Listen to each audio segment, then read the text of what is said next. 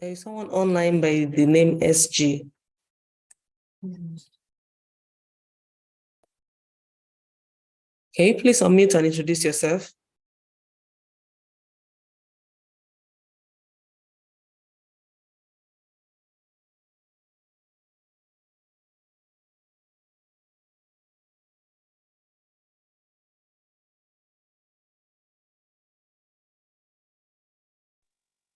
Hello, everybody. I am Iloba Emmanuel. Good morning. Okay, thank you. Thank you for joining. So you didn't join early enough, so we've had some discussions before you joined. And just for your sake and for any other person who might be listening with you, what we are doing now today is to review the pitch, the business ideas that you have. So if you have any business idea that you like to share, you can as well get it ready. After I'm done talking, I'll give you the introduction. You can share the idea with us. All right. So what we have done so far, last week today, is to see what is the business sense in that idea. Can you actually make a business out of it? Do you understand what is the problem you are solving? Who are the people you are targeting to sell to? And do you understand the market? Yeah. For us to have a good understanding of your business, you give us an introduction of it. If you can describe your business in one word, in 3 words, and in 1 sentence, that would be a great help as well, just for us to be sure that we are clear on what you are presenting. All right. And on the WhatsApp page, I believe you're on the WhatsApp page, I've shared also a 10 steps for the pitch. Did you go through that? Do you have your pitch ready in that format? Emmanuel, did you check? I'll check it out now. I've not been having data for this now. I just bought data, so let me check it now. Okay. That's why we're trying to make money for you. That's all. You stop grumbling about data. Did you get that? Okay. All right. So we don't want you to ever be stuck and not have data to participate in something important like this again. Okay. So please quickly go through. You have what? I said the data I bought now. I removed it from my food money to join. That's interesting. That's the kind of sacrifice you have to make for you to get opportunities, and which is quite appreciable. So you will tell the story in the future. People will remember how it happened. You look back and you'll be happy that you did that. Yes, all right. So for your sake, I will repost again now on the chat. So please go through. Thank you, ma'am. Yeah. And then you have 30 minutes. Once you have gone through it, you have 30 minutes to quickly work out something and prepare a pitch for us based on your idea. All right. My sister here, ma'am. All right, very well. I know there must be some people with you. So nice to have you too, Mercy. Precious. And Precious too, she's there. Thank you. No, ma'am. Precious is not there, ma'am.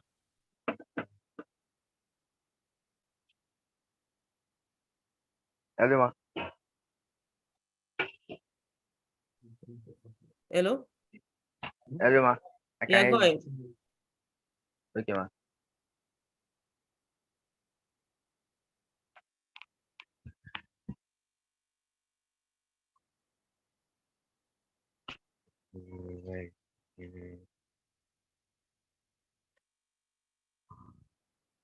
I'm not seeing anything. You don't want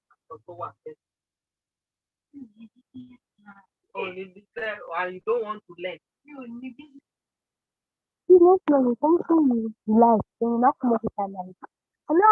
So you can mute your mic while because we are recording live, okay? We are recording the session. I've not seen anything on the CBN. Is there another thing? Hello, ma'am.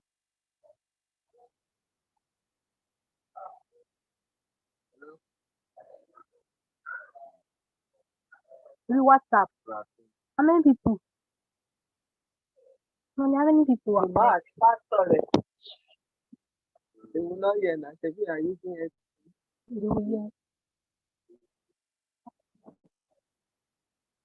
A big pastor. And,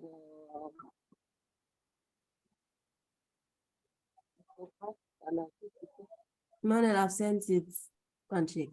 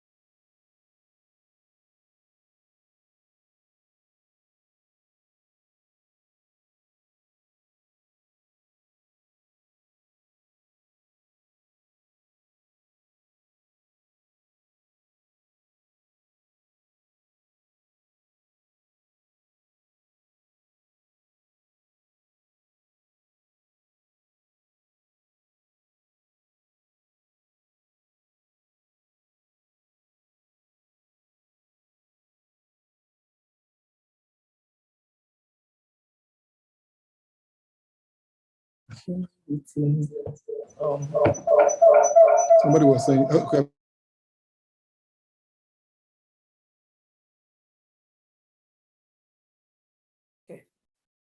All right. So We're welcoming Genesis today. Do you have a pitch ready now? So we have this. Oh, No, No, it's before had the turn. So we're just waiting to take your turn. Is it written or presentation, PowerPoint or handwritten or Word document? I think I want to see it. You want to say it? You have it all following the test steps. Not all of them.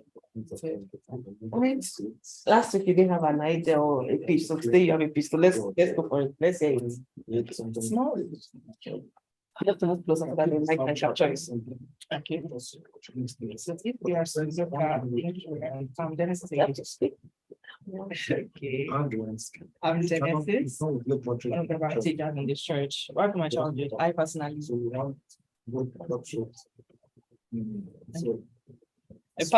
detest barely taking portraits or pictures of me or anybody, mainly me. So that has kind of like sparked my passion for This is the correct, this is not the correct. geography, photography, and media concept. So personally, what I am working on is, or what I'm trying to bring out to you all is affordability and accessibility Of what? of this me. The or services you offer. yes. Okay, so what's the service? Something in relation to the media taking videography and photography. No, Okay. you trim it. Most of the times when you have like a birthday photo shoot or a wedding coverage or something, people tend to stress to get the perfect person that would get perfect pictures and also a full coverage of their events or birthday pictures. So I would want to, my proposition, I guess, is to be affordable and also I accessible. will make it for you. I'll just give it to you. And in that realm, in that space, I also like to well, I can't train because I'm not totally a pro, but have people You want the fundamentals on it at the bottom? trained so they could be like scattered and, be accessible to everyone and anyone. Okay, so you're looking to train more people to replicate what you do so that your accessibility will be wider, your coverage will be wider. Is that what you mean? Yes, ma'am. All right. So your services in one word. What is your service in one word? The service you render or the solution you are providing, what is it in one word? Memories. Memories. That's fantastic. She's creating memories. That's beautiful. So if you were to put it in 3 words, what will it be? It's like you're back in school.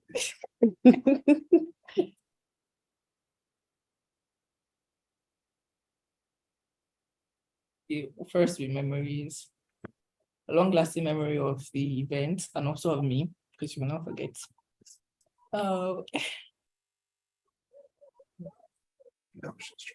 Okay. So in one word, memories. Yes. Okay. In 3 words, long-lasting memories. Is that what you're saying? Okay, so in one sentence, what are you serving? What's your service? I feel like that's where I'm usually up to help me give it. Have you? What are we paying you for? Oh my God. I like that. What are we paying you for if you can't give me the solution? I might as well just go home. Okay, so obviously you've not done any business before, and you don't have. Yeah, last week she doesn't even have an idea of what she wants to do, and today she has an idea based on the workshop we had last week, and that's an improvement. So round of applause for that. We're making progress. We're getting there, and you know that if you can from no idea to understanding that you want to create memories and you want to create long-lasting memories, you are sure that you can get better, right? Yes. You're sure that there is nothing stopping you from achieving whatever it is once you have clarity. Right. So what we're going to help you with is to get further clarity. All right. So do you have an idea?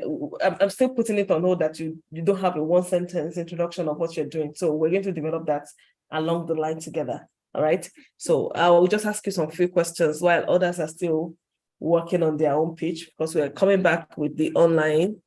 Yes, with the online instructor. She's already back. We said we're coming back 11:30 and she's already back online. She's our facilitator, main facilitator for today, Jenny Okoye Akinkusote. All right, and she's been wonderful. So How much is going to charge us? Ask too many questions. yes. So for the sake of Genesis now, and please, I hope that next time everyone will be healthy so that we don't have to do this over and over. Yeah. For your sake now, for your ideas, if you remember the 10 steps I shared with you, if you remember that, you need to have 1 or 2, 3, 4, 5, 6 steps to achieve your idea. But before we go through the 10 steps, give me a visual of what you are thinking. Where do you see yourself? What do you think you're doing? How do you think you're servicing people with memories? Long-lasting memories, in your word. What do you think? What do you see? What do you want people to come to you for? What problem are you addressing? I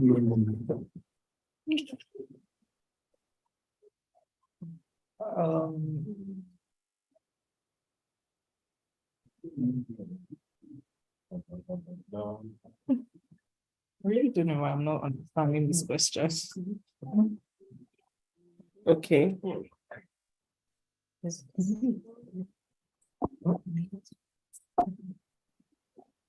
So the question again is, what problem are you addressing with memories? You said the service you want to render, right? When people look at you in one word, what they think is memories, right? And then in 3 words, they're thinking long-lasting memories. So what problem is this memories? What are you addressing? You said it earlier. I want to just say it again. You said you were helping people to create memories, to capture their moments, capture their events. The main problem is just affordability, as I said earlier, and accessibility. Yeah. Okay. Good. Just keep it at the back of Mostly your mind. It's not affordable, Mhm. and you can't. It's not to get like a perfect job done. There are just like certain places. To most people, it's too far for them, like to go to get. I don't know if I'm making sense. I agree with you 100%. I'm in a similar dilemma now. I'm looking for a photographer to help capture a moment, right? And I want someone that could be flexible for my timing and that would do a good job. All right. So you said you identify that it's not readily available to get people that will do a good job and affordable. That will suit your timing. And so do you think good job in your field, do you think it should be or it could be affordable? Yes. Okay, so what is making it expensive right now? Not really looked into that, but if you are to talk on the present economy, transportation. Okay, you mean like logistics to get to where the event is? All right. Equipment. And all of that. Equipment, yes.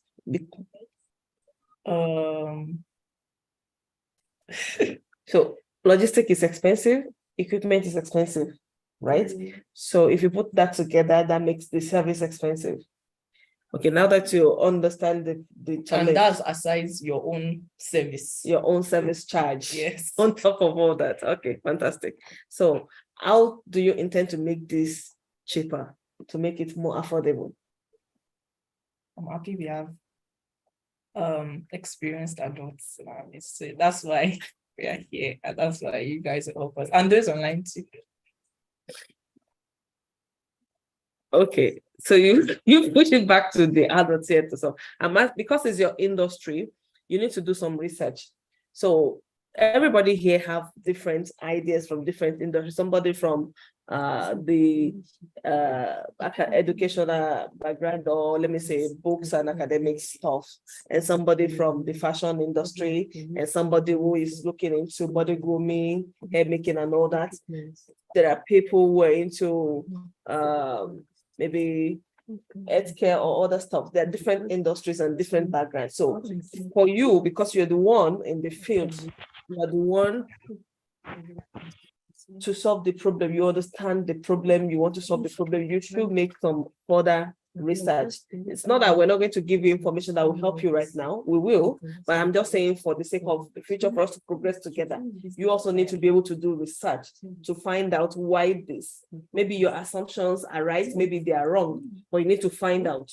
So it is when you find out more that you know, okay, maybe the problem is not, like you were saying earlier on, you felt probably some people are just overcharging, to give a good job. But now you understand that equipment are expensive, logistics is expensive. So by the time you ask further questions, I want to give you a tool. You can use what we call the 5 whys. 5 why. All right. You pick a problem or you pick a situation. You want to address it. You need to get to the barest minimum, the concise, the exact problem or whatever it is wrong with that thing. For instance, I pick up this book and I said, oh, this book is dirty. So I can ask, why is it dirty? Right? Oh, I placed it on a dirty countertop. Oh, why did I place it there? I was in a rush. I needed to drop it and pick something else up. Or why was I in a rush? Or why can't I use my second hand? So by the time you ask why 5 times, you're going to get to a bottom line or to the reason why, to the main thing that you can change to avoid the outcome you get. All right. So now your industry, you've said that equipment are expensive, logistics is expensive. That's like the first why, and that is the answer you can come up with. So the second why, like, why do you think it's expensive? Or what can make it less expensive? Because that is the niche you want to service. You understand now? So you should be able to ask further questions to get to the bottom of the problem itself. All right. So it's already 11:30. And we want to work on time. We want to work with our timing. So we're welcome back. We're welcoming back the people online as well. I believe you guys have done 1 or 2 things with your ideas. You've been able to put something together to improve on your pitch. So Genesis Egede is one of the people joining lately. And also we have Emmanuel Iloba online, joined lately as well. So we're going to give you more time, those two, to listen to the other people and then see where you are on your pitch and try to work more on it. All right. So this is something you have to you're not going to drop the ideas today after we are done with this session. You're not going to just put it in one side, in one bag, and you felt, okay, I've satisfied today's requirements. So you're going to go back from today till night, doing much more research, keeping up with information about the industry and keeping up with all the criteria for the pitch to make sure that you satisfy every of it. And like Pastor Francis said earlier, you don't have to follow it step by step the way I gave you the 10 steps. You might want to start from the bigger picture, beginning with the end in mind. That's one of the habits of highly effective people, which we have shared before. So you might want to say, okay, yes, I'm the photographer, I'm giving this service, I'm affordable, I'm everywhere. How did I get there? And then you break it down backward till you get to what you have to do today. All right. So Ms. Jenny, you're welcome back. Thank you so much for your insight earlier on. And thank you for your time. Yeah. So who would like to go first to share with us what review you have done to your pitch so that we can look at it together again? Okay. So far I have I've only done because I didn't think of this thing today, so I've had the idea for a while, and so I've been writing a few things on it. So should I read it out or how do I? Yeah, go ahead. Okay, so my introduction here is that in the dynamic city of Ibadan, the demand for skilled barbers is on a remarkable upswing. According to the recent demographic reports from the Ibadan Planning and Research Institute, the city's population has experienced a 10% increase in the last 3 years alone. This rapid population growth, coupled with this rising urbanization trend, has led to an increased need for grooming services that cater to a diverse range of styles and preferences.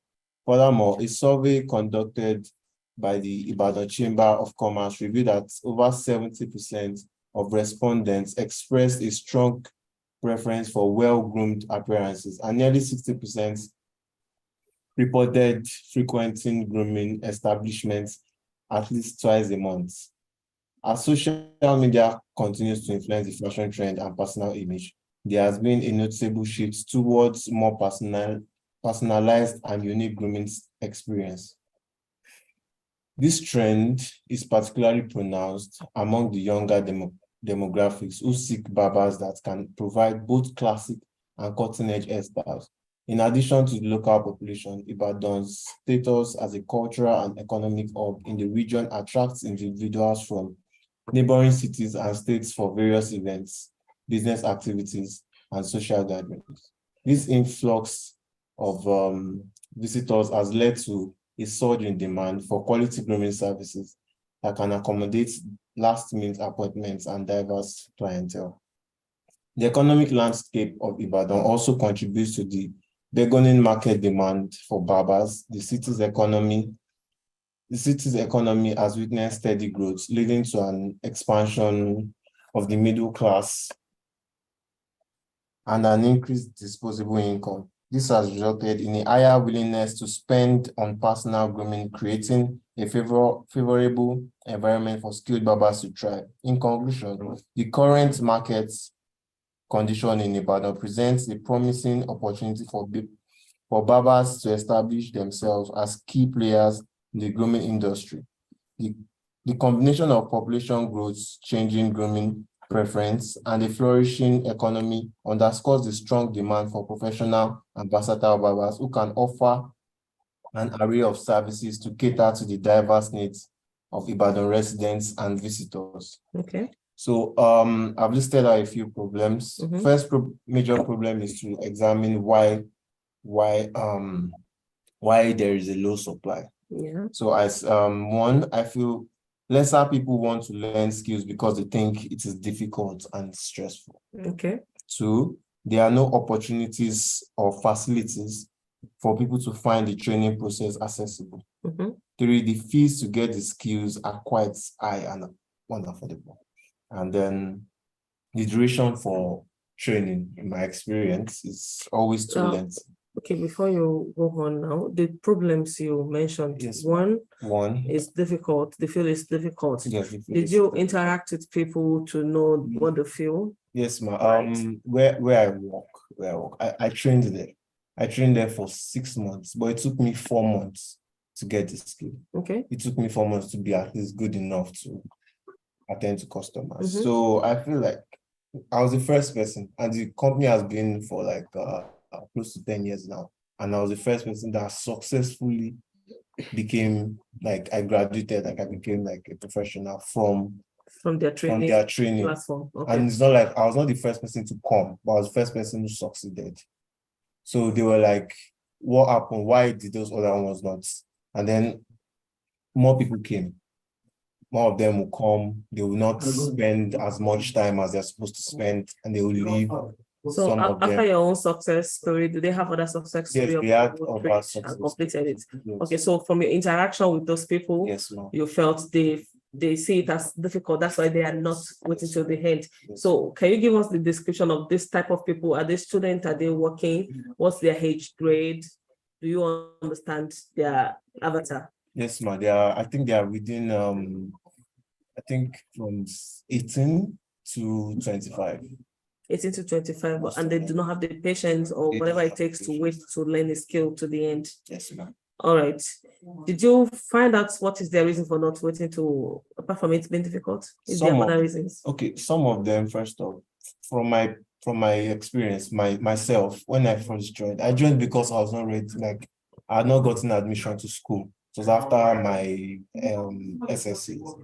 So most of them, one, when it's time for them to go back to school, or once they gain admission, they leave. That's one.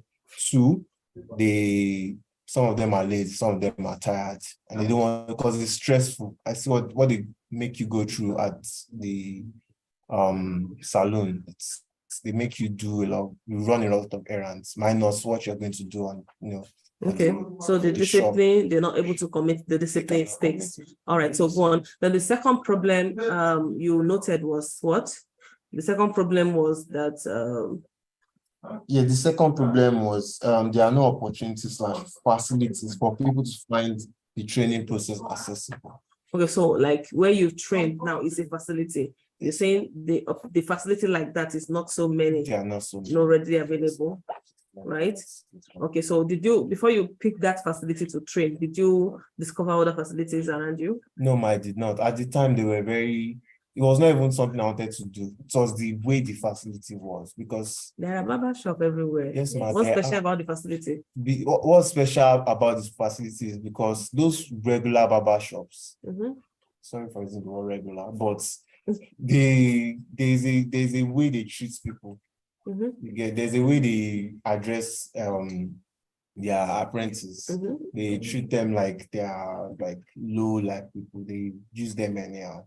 Okay, so their setup does not accommodate the kind of elite young adults of today, like yourself, right? Like people or students, they don't like they students, have the yes. informal way of training. Yes. That yeah, I think I can relate to that. Okay, Yes, ma'am. so but the facility that would treat you like you are in a school and you are learning and will be professional with you. They have the how will The I say it? equipment They have also. the equipment. Okay. They have the customer. Because they have people come in You give every me time, 3 now. and they see variety of like hairstyles that they All can right. work on. Okay, to get more experience. More Okay, so the experience. third problem. The third problem is that the fees to get the skills are quite high and Okay. yes, Okay. ma'am, because at the time when I got my training, it was 50,000 Fantastic. for 6 months. Now it is Okay. 100,000. Okay. Yes, It's because interesting. actually it was my success story that made them increase. Can you imagine? It was after I Have a did well, success story. after I did well, they were like, wow, so people can, because now they have someone to show that see that he trained, yeah, they will be like that, he trained there and see him is doing well. So they got more people to come and then they felt need to increase the price. Okay, so but it's not as expensive as going to a university for vocational Yes, school that anyway, expensive. but still expensive It's still expensive. for young adults or teenagers. It's not. All right. But if you have a sponsor, that's take care of that problem. Yeah, it does.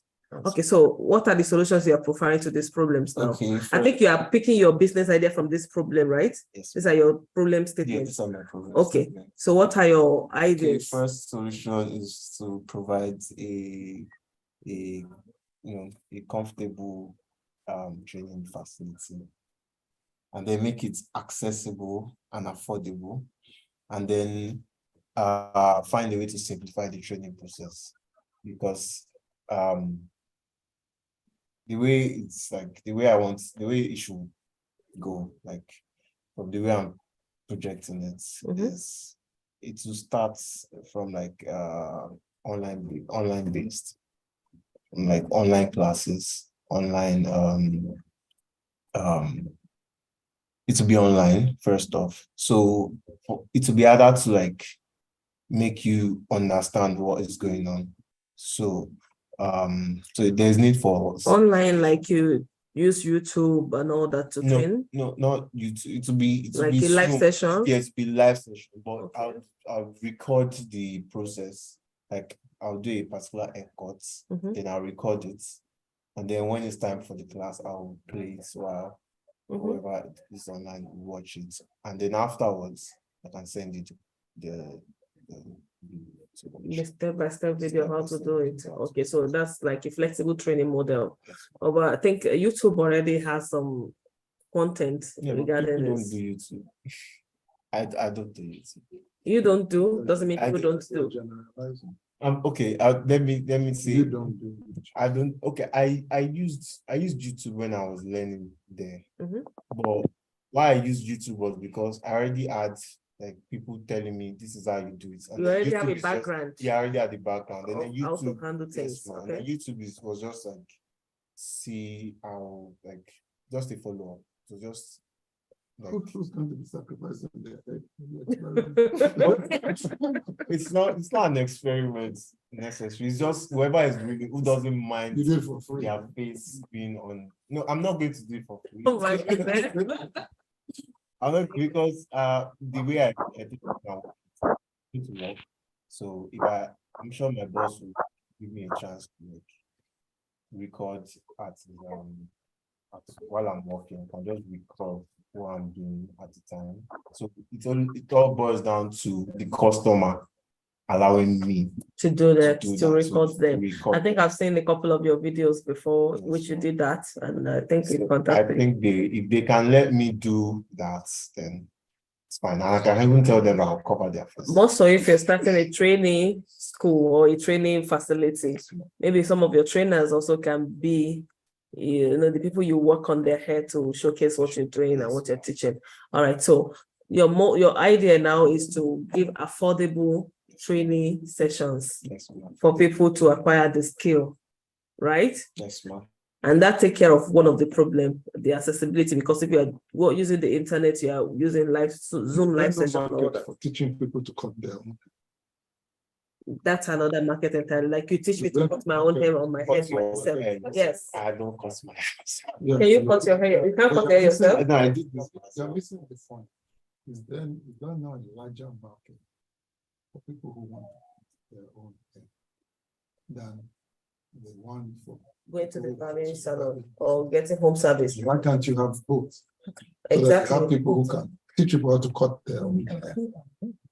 That- That's a larger market Exactly. because So- nobody wants to go to a Mhm. barber. Mhm. So I'm saying, why do you have to sell one market for the other? Mm. You have a course for people who want to cut their own hair. They have a course for people who want to learn how to cut other people's hair. And they Fantastic. even have a course about girls who want to cut their own hair. Fantastic.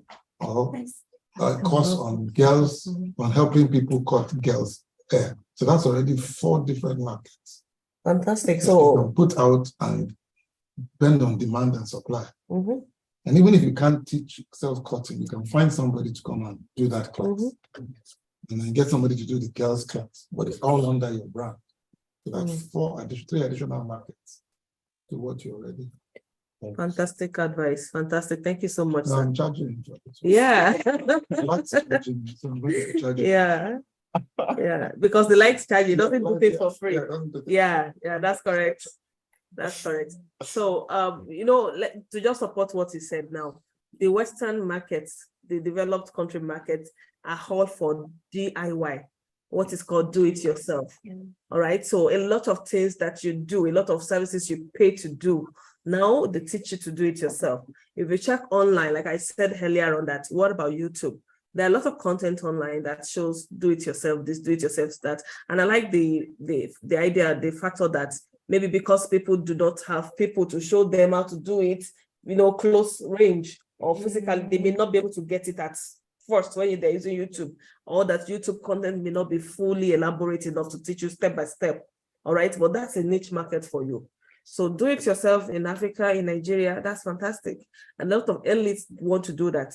For instance, you said logistics. Some of the people who come for your training or who came to your training school before, the experience you shared, some of them could not continue because they have to shift their environment. Maybe they have admission, they gain admission to school, they have to go to school, or they change their location or stuff like that.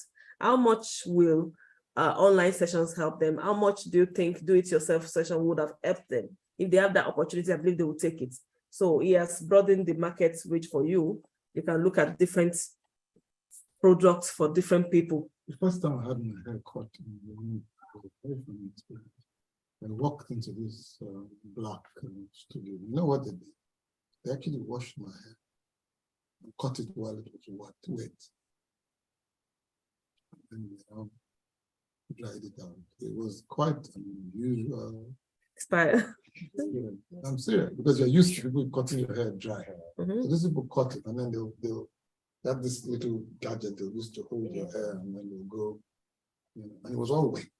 It was quite a different experience. But nobody does it here because nobody wants to do the work. But you need water, you need to clean up, you need, and all that. But there is niche. I'm just trying to show you that there's a niche market as well. So some people here, they do washing after you finish cutting. But these guys did it while they were cutting. It's a very funny experience. That's fantastic. I mean, like, people add also a different extra, a different uniqueness to their market. So what he has just shared now is one uniqueness to one particular barber salon. Yes. Maybe not everybody does that. Do you know why? It's your industry, it's your field. Do you know why they have to constitute, or is it something you have to research into? I think I know one reason. It's because of I think the competition.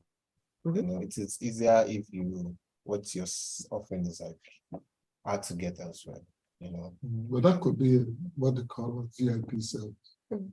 where you charge like 5,000 to cut that hair. Yes. You know, you get the point. So you have this wider profit margin.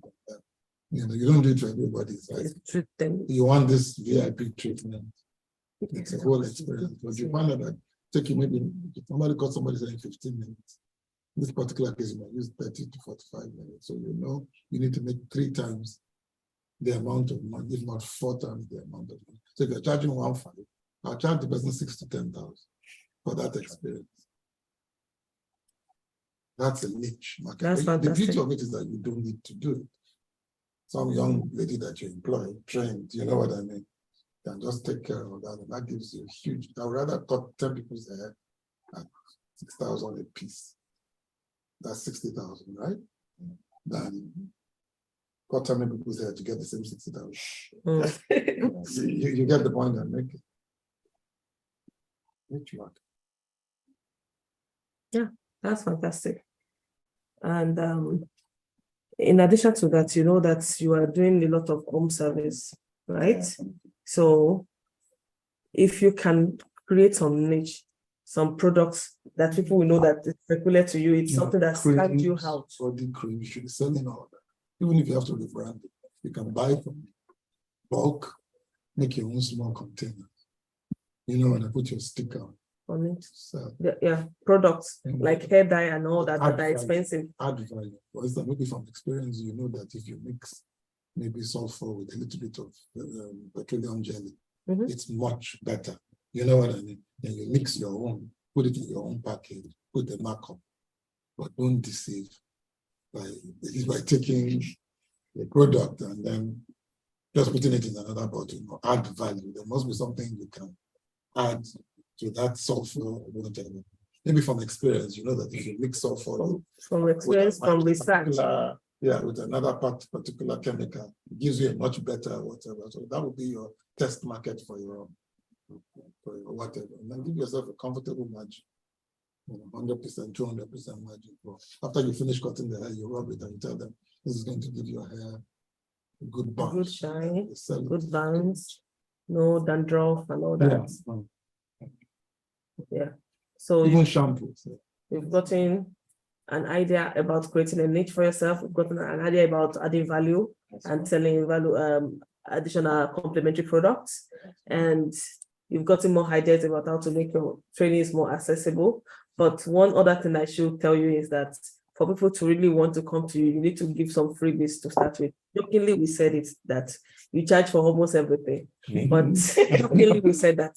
But for you to be able to show people what you can do, maybe some kind of a level of freebies will be there. But like you do this and you get this, and then when people are more comfortable with you, of course, that would mean you still have your service charge. You establish it, you let them know, and they know that there's a value for what you're even giving for free. Because not every All right. not every hit is converted to sale.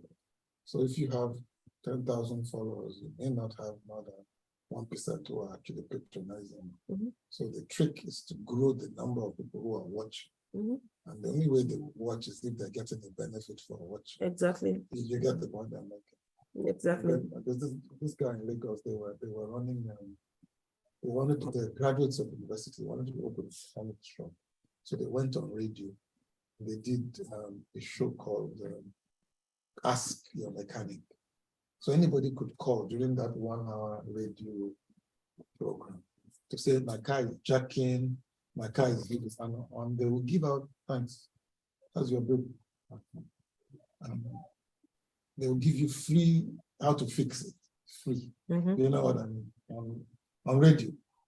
And so every time they finish the radio program, it's a 30 minutes. Before they finish, they call, where's your workshop? Where's your workshop? Where's your workshop? You get the point I make it. Because they were giving out free information about car repairs. People started, by the time they got back to their offices, cars were parked around the corner. You know what I mean? To come to their studio. So if you do something like you have a bad hair, how can you fix it? Your hair was badly cut. You give out all that kind of information free of charge. How do you fix bad haircuts? Somebody has a patch here. You know what I mean? What do? Nobody has that. Or somebody mistakenly cut your hair badly. You do something about it. Free. Those, at least you can give them out free. So you can give that out free. Then people would now come on your channel. You get to the point I'm making. It's a while down your channel, you can now say, oh, I have this course. If you want to learn how to, but you need to pay. I have this course. Because the more hits you have, so sooner or later, people from Ghana, from Sierra Leone, everywhere, because we all have African hair, from the US, will now start watching you. And that makes your market very big. Then that's what is converted into transactions. But don't think that because you have 1,000 people watching your video, 1,000 people are going to pay you. They're not. So the free thing is to bring that 10,000, that 50,000 from them. But you need to know how to solve. And the solutions must be real. It's not that somebody has a patch at the end of that. Because they will try it, and if they don't like it, they will. Exactly. Once they debunk you, they take you down. That's it. They're going to take you down. They will abuse you. This, that. So you better be sure you know what you're doing. That's But absolutely. fix people's hair. People have bad haircuts. Tell them what to do if their head is a particular shape. This is the kind of haircut that fits you. I was about to say that because I see that stylists in this part of the country don't like to recommend. They don't like to advise you. And you can easily look at somebody, what do you think will fit me? Do this or do that. But that's a need. That's what some people are looking for. And then But you have to be correct. You can use software to show people Exactly. how They will do. They have hand face. This use the effort will software go to well. create one hairstyle, put the other hairstyle behind, let them see. So, and this is your world.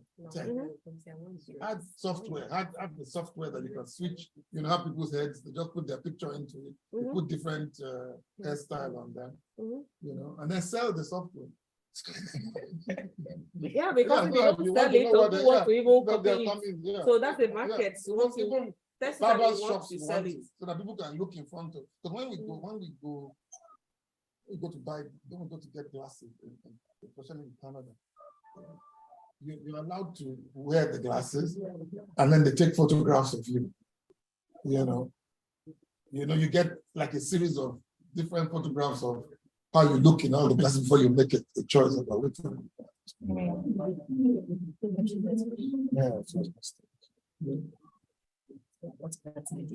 All right, fantastic. So we've taken a lot of time on your idea, and I believe all the inputs you've gotten, they are all practicable inputs, which will have broadened your idea. Now, when you go back, you rewrite what you're doing, you research more, you're going to have something more different, more rich than what you have today. Ms. Jenny, do you want to add anything to what we've shared?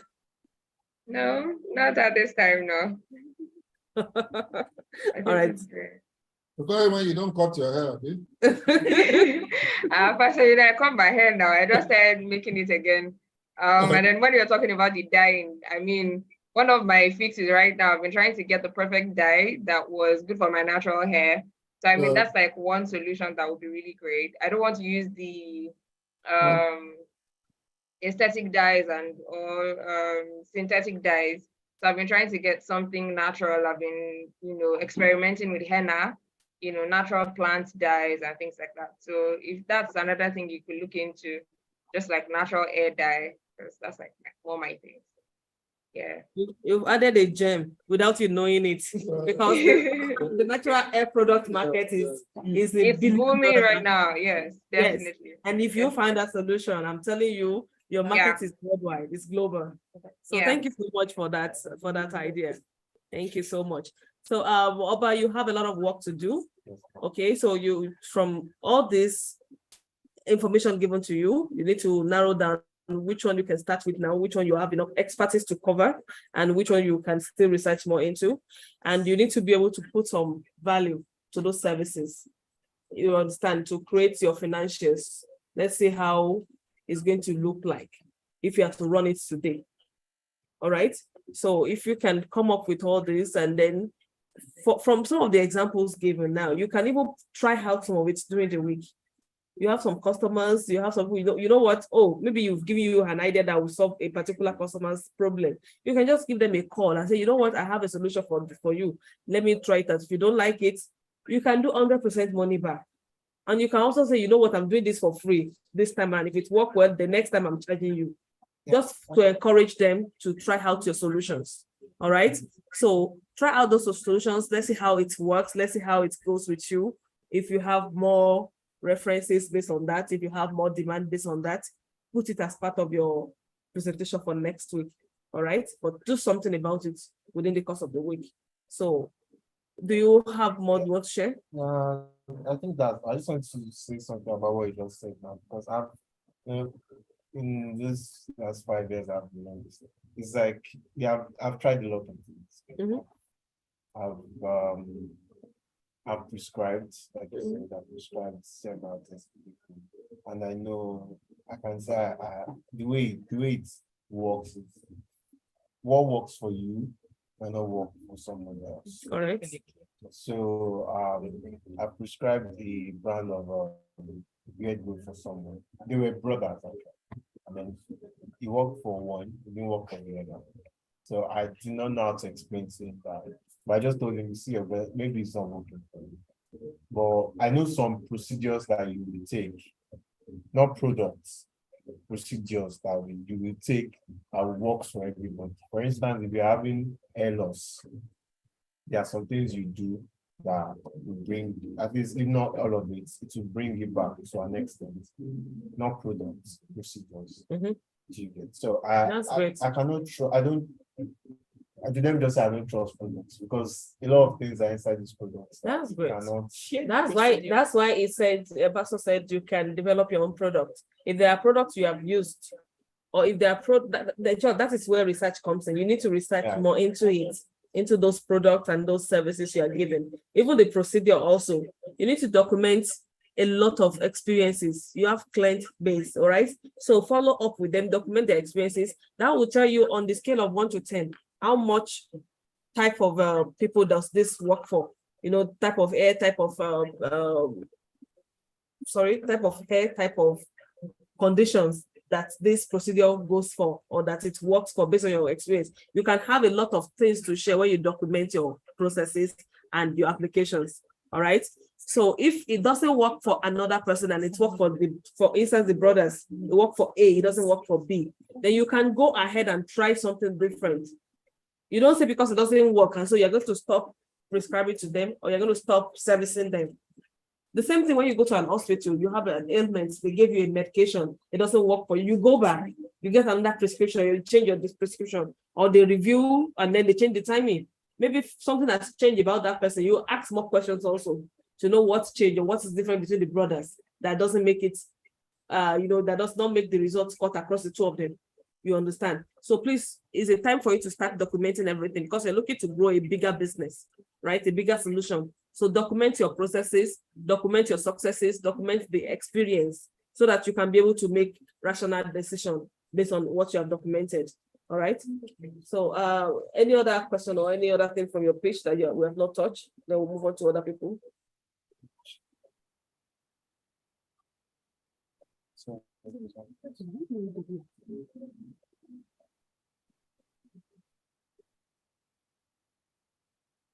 Yeah, I think the last one was simplify the training process. So before you simplify the training process, we've discussed about that product as well. But we're looking at the opportunity and your market size. Look more into, based on the ideas we're giving you now and what you have, look at the market size that you have for each of those niche services you're going to be providing. Then look at your competitive analysis. We're giving you unique ideas that could make you competitive. So you bring out, this is your competitive niche. You know, the one you can really, really hone as an identity that you use to draw people close to you, to your business, all right? So you put all that together in your pitch for next week, all right? Then your go-to-market plan. Now you can narrow down how you want to approach the market, how you want to test out. You want to do it in partnership with where you're working currently, or you want to do it on your own, or you want to do it with some new blood just coming up that you work together as a team. But you need to know how you want to approach the market. All right. So if you have questions on that, you can ask, or if you want to do some research on that, you can do that. Then Well, from one of the things I've discussed with him so rarely is something called pivot. When you start an idea, where you end up with, don't have to be the same. yes, They could be poles apart. exactly. YouTube was a dating site. The video dating site that has evolved into one of the biggest platforms in the world. That's correct. Facebook was a student. Connection. Don't worry. I don't know if you get my point. Don't worry. The beauty of it is the biggest advantage you guys have over us is you have data. How many people are clicking on this? That's why every time you do an advert or social media, something that you're trying to teach your generation, always put a call to action that is beneficial to the person. If you click this, I will send you, if you give me your name and your whatever, I'll send you free tips on hair maintenance. Or you know what I mean? Or click on this and we'll send you something on fundamentals. You know what I mean? Once you put a bit like that, people, you now get data. So you see whether people are clicking more on self-cutting or this or cream, you know what I mean? So you have data that we had to pay people to get. You'll be seeing it on your screen. You know, you can see likes, thumbs down, thumbs up. You have data, which is what we didn't have. You get the point I'm making. So you'll be able to know what people are interested in, but then you'll be ready to pivot towards. There's a company called, I can't remember, I think it's A&E or so. They started off as there was a tax company. They were an accounting firm. They couldn't get people to come and do accounting with them. So they said, okay, if you come and do your accounting with us, we will give you free tax for you. So at the end of the year, they will do your tax for you. People just started running there. One day they found out, wait a minute, these people are coming because of tax, not because of accounting. So they became an accounting and a tax firm. And they're the biggest tax firm in the world today. So pivot, never, don't ever, especially at this age, shut anything down. You know what I mean? That there's only one way for this thing to evolve. The only problem is that you won't discover anything until you step into it. Exactly. Nobody's going to give you that information when you're still on the outside. So try everything tryable. What have you got to lose? If I don't like it. No, enjoy yourself, well, if you can. Fantastic. Thank you so much. And so that's where you gather your experience, you share it. You learn to streamline how you share. All right. So we can work more on that. You can design one or two things you want to share and bring it to class next week. And let's look at what you want to, the content you want to share and how it looks, so that we can also guide you on that. All right. So those brothers that you prescribed, I'm interested in knowing their story. You reach back to them, okay? Reach out to them yes, and get to know what is working out for the other brother or what didn't make it work for him at that time. You need to be able to ask questions. You need to be interested. You need to show your client that you are interested in getting them what they really want. That way they know that you keep them to heart, and you can't get an immediate answer to them, research more into it and give them an answer anytime it's ready. That way, you keep them to heart, they keep you to heart. All right? So please put into consideration everything that can be shared and use it. Use it during the course of the week. Use it immediately. And you will record your experience and your success from it. Yeah. So who's next? Who's ready? Okay, we'll go clockwise. Victoria. Are you making your own mistake? No, you go first. Wait, still coming back to you. Yes. Yes.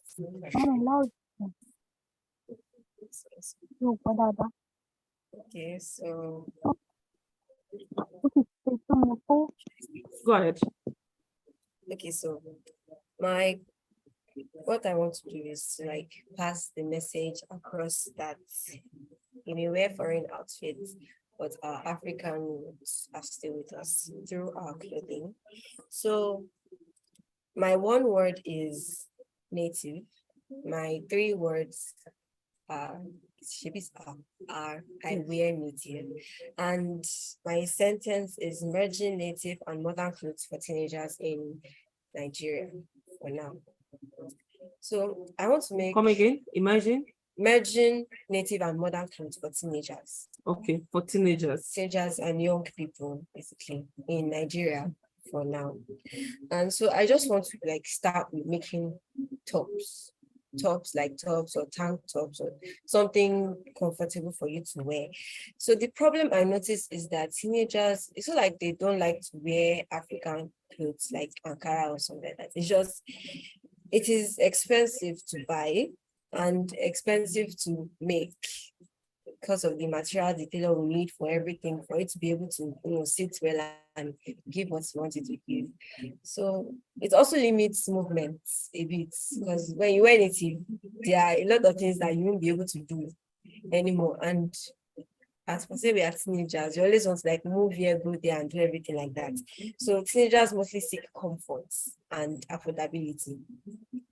So for the solution aspect, I'm suggesting that I'll make clothes that are comfortable for you to wear and you can afford to wear. I'll make like, it won't be just based on Ankara alone. It will be something like a stretchy material, but that stretchy material will have like hints of African fabric prints on it like that. So you can still wear the stretchy material and look modern, but still have the African hints there. So my market size is to make ready to wear tank tops and tops or t-shirts. So my total addressable market is to all teenagers and young people. My serviceable addressable market is for people in Ibadan, because that is where I am staying. And my serviceable obtainable market is people close to me, my friends and family, and people on my social media platforms that I can easily access, and friends of my friends, so people like that. And I'm looking to, I think I can reach out to at least 70 or 200 people through that platform. So my unique difference is that I focus on the customer's comforts and the affordability of my products. And how I'll access my customers is I'll post the clothes so people can see them and they can tell their friends. I also have some people try them on. So when they wear it, they can give me their feedback on how it is and things that they want me to add to it and all that things. And how I'll make money, I'll sell them to people, of course, people close to me. So I think I'll have to start with a delivery form. So make it, then post it, and then you order for it, then you pay for the clothes, and then probably a delivery fee. I'm still thinking about that one for now. So for my financials, I haven't really sorted that one out yet, but for the funding aspect, I'll need funding to get the fabric and the materials for the tops. And the funding will last till I can provide my own materials myself with the profits I make. And my social impact is that I just want our teenagers to confidently and comfortably show off their African roots through their clothing. Okay, fantastic presentation. I mean, like, you have more confidence in what you're saying. You believe it will work. You look as if you are seeing a picture in your mind when you are presenting. So that's a plus, that's an improvement. And I want us to give a round of applause, please. So what we're going to bring down, we're going to dissect what you have said. All right, we're going to dissect it.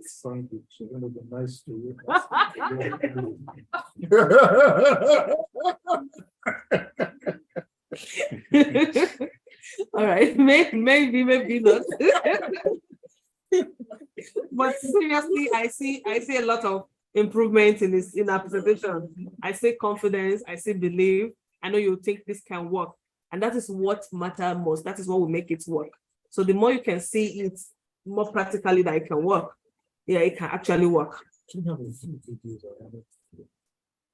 So what person is looking for those videos, and there are a lot of video I think you should actually watch in all sincerity. How many people have you seen in this field doing the same thing you plan to do currently?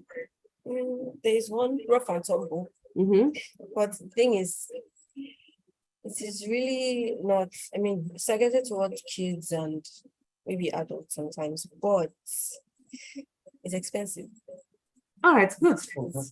It's very expensive. Good, very well. I love your observation, all right? And I want you to hold it tight because I'm going to be sharing some things with you on that. Now, you know rough and tumble? Do you know other labels? Not really. Okay, so but do you know there are people, maybe not big Yes. label names, Yes. that are doing the same service you intend to do, Yes. right? So how do you intend to carve a dish for yourself among those competition? So the other people that I noticed, they just do it like for everybody. Yes, I can.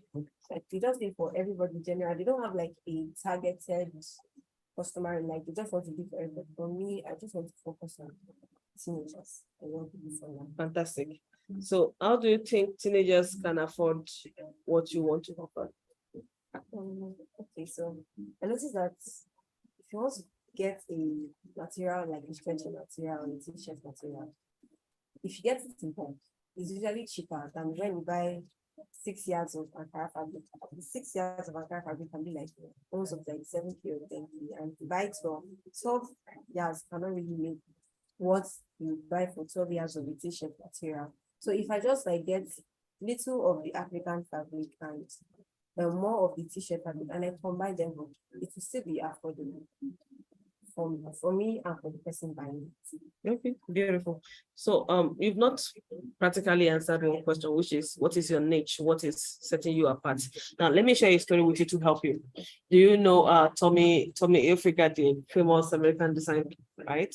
Do you know that one of the key to branding, right, for these big labels is the way they represent their name or what they believe in on their products. For Tommy, what is most famous for Tommy is like his color is kind of brand, it's like American flag.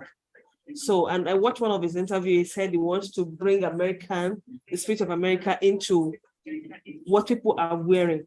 And you know, you're wearing this, it means something to America, it means something to these young people, and it targeted young people as well. So he redesigned style. When big labels are focused on suits, focused on workwear and all that, he was focused on casuals. He was focused on how to make your style more or less like a rebel, which is what young ones and teenagers love. So I'm asking you, what is your niche? You need to look at what is going to be appealing to this set of people, right? You've talked about fabric, which is good, but what style are you going to create with this fabric that will be appealing to this set of people? What do they like to wear? Where do they go? What do they like to wear where they go most of the time? Are they mostly at home? For instance, during COVID, what kind of clothes sell during COVID? Comfy housewares. So if there are situations like that, are you in a situation whereby you can be flexible and redefine yourself? All right. So comfy housewares, maybe that's something that has a little African print on it, not so much, but that make you feel African. Because what you're selling now is an African spirit. You're not just selling African print. You're not the one making the prints, right? You're not the one redistributing the prints. So your focus is selling the spirit. So anything that will represent African, make you that Africanize you, or that make you identify with Africa when they look at you, right? And you're talking about modeling also. If you are going to model, because you said you're going to be modeling some of your wares, right? If you are going to be modeling your wares, I should see it on you today. All right. So if you are branding, your branding starts from you and everyone around you. It starts from what you are modeling yourself. You can't say you are promoting Africanization or African wares and you don't have anything relative on you. All right. So you need to make sure that you are into it. You are into this. You research more into it and you go all in for it. So now back to Tommy's story I was sharing. When Tommy Hilfiger designed a shoe or designed a product, before branding like this, branding like this become popular? Because before now, you don't see products branded with names and all that. Those are one of the early pioneers of branding. Anything he make, even if it's making this shirt you are wearing, you're going to know it's a Tommy you are wearing. Because there will be either that African flag kind of color somewhere, or the name boldly embossed somewhere. So it's not only not about the fabric. It has gone beyond the fabric. It's an identity. So you may want to think broader about what identity can you create apart from the fabric. So if you're trying to let people think of Africa, most of these fabric you're talking about are not made in Nigeria or made in Africa. They are from China. That's the truth. Even the Kampala, most of them are from China. Now China makes Ashoke. They make Adire and Kampala. So think of what are you actually promoting? All right. So think of what other value addition you can add. Having a simple design like a flag or like the continent shape or something can make people think of Africa when they wear Africa, can make them proud. What you're trying to do, if I understand you well, is to make a youth like yourself proud of their heritage, right? And not be looking to Europeanized or Americanized when you come across them. So you can design other products or other services that are fashionable that will make them come across like, oh, that's a young guy from Africa, or that's a young guy who believes in Africa, or who is proudly displaying African heritage. Are you with me now? So just review it again to understand where your niche will actually be. All right? I'm actually more worried about the fact that you're trying to enter a very, very competitive market. How many can you sew? Yeah. Are you a good tailor? It's too much competition. Then to the targeting. Let me see if I can suggest something quick. Okay. What if you went to the market and you bought this blouse you're wearing, the jacket that she's wearing? You decide, how do I add Adire to this? Exactly. Are you getting the point I'm making? So you already have a fixed price. They're doing it. That's why I keep talking about adding value. And then we sell that completed jacket. Are you getting the point? It saves you two problems. Having to have a factory, you know what I mean? Two, you will move with the fashion. So if jackets are in vogue right now, I can go and buy a pair of jeans jackets. I bring it home, I creatively look at it. I say, okay, can I jazz it up? I used to make sweaters like this, and I would line the outside of the sweater with Adire. And I'll take it abroad and I'll sell it like 10 times, 20 times the price. Just by adding Adire. Exactly. So that might be the quickest way you can get on the market. It also teaches you sales, sewing, slow, begin to learn the ropes before you start investing in machines, huge machines, factory, and lots of fabric. The problem, like Mrs. She told us last week, is the fabrics are important. Even the t-shirts are important. So I'm saying, if they've already sewn the t-shirt, why do I need to go and sew it? When I can take the sewn t-shirt and add that direct to it. And then the work will be neater. You understand what I'm saying? So I'm saying that's the quickest way to start. Start with ready-made clothes that you pick yourself. Your creativity becomes how you jazz it up, how you combine colors. You know what I mean? And then see whether anybody will buy it. Then you start building, you start understanding your customers, you start understanding tailoring. It's something you can do yourself. You can do 5, 6, 7 outfits a day. You know, that kind of thing until it spreads. Then you can now go to the next.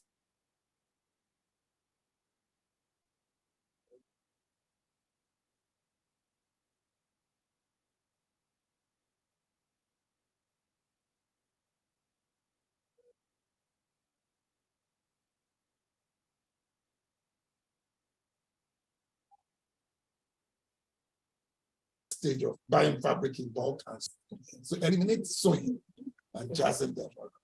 And once the market comes up, it becomes a good one. That's a good one. Thank you so much, sir. So, like, not only about the fabric, but what he said now, you can think of probably just adding a flag, adding some few colors, or adding bead or something else that make you think of Africa, you know, and that sets you apart. What you are wearing now, it looks European, but you can make it look more African by just a little addition. And it will make your work more neat and more presentable. because you're still young and you're still trying to understand the market, you may not have what it takes to control the workforce, because the problem that the barbing stylists are facing, the tailors are also facing it. There are shortages of good hands, in all fairness. And you are going to be competing with industries like China, who has it all figured out, So who why have don't you cheaper use software. China trick against them? Exactly. Buy their ready-made clothes, make it African. Buy both the ready-made and the Ankara from them. Add it, make money from them. They're doing all the work. They keep coming here to understudy us, to pick up what they are doing, and then they will do what they will scale up on it and sell it in mass production quantity. But you can do something that you can control, even with what they have done, and just leverage on it. All right. So please look into that and try it out. Then when you are talking about modeling, don't just model, don't depend on yourself to model, Don't depend on yourself to model, Yes, you can start from you, but you can also leverage on other people. You can leverage on people who already have big followings on social media and co. You can leverage on models who are popular or popular faces. Do something nice and creative for them. Let them model it and mention you. You'll be surprised at how many referrals you are going to get from there.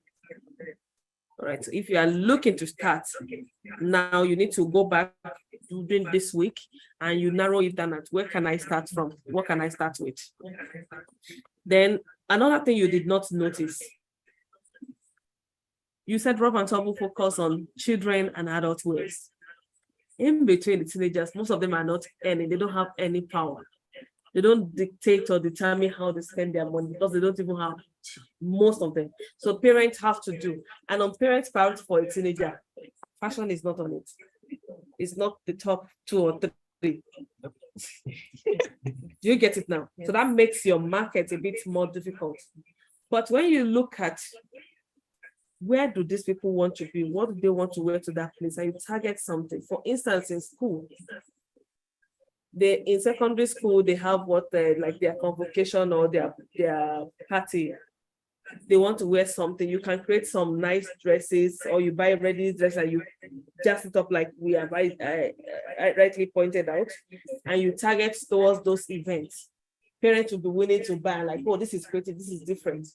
They'll be more willing to buy. So you need to understand your market and where your market will sell and where you're selling to know what you're actually designing.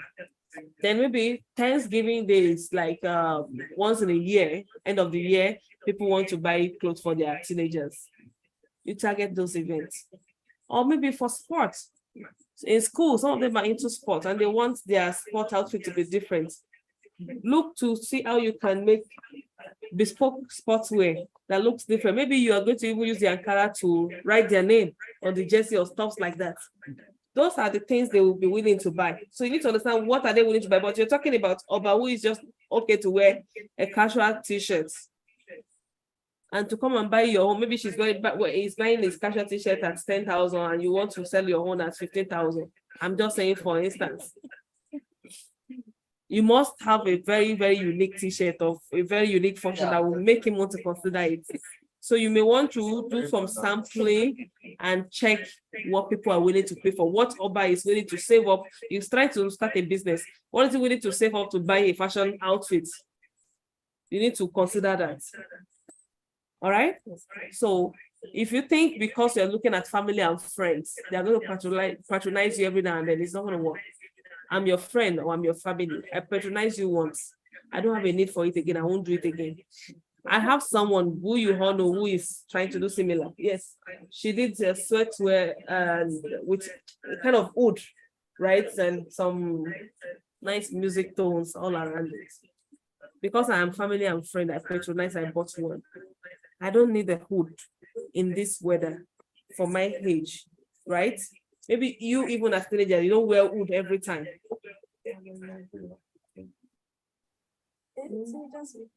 Not every time, not every day. You don't buy wood. Your wardrobe is not full of wood alone. Good.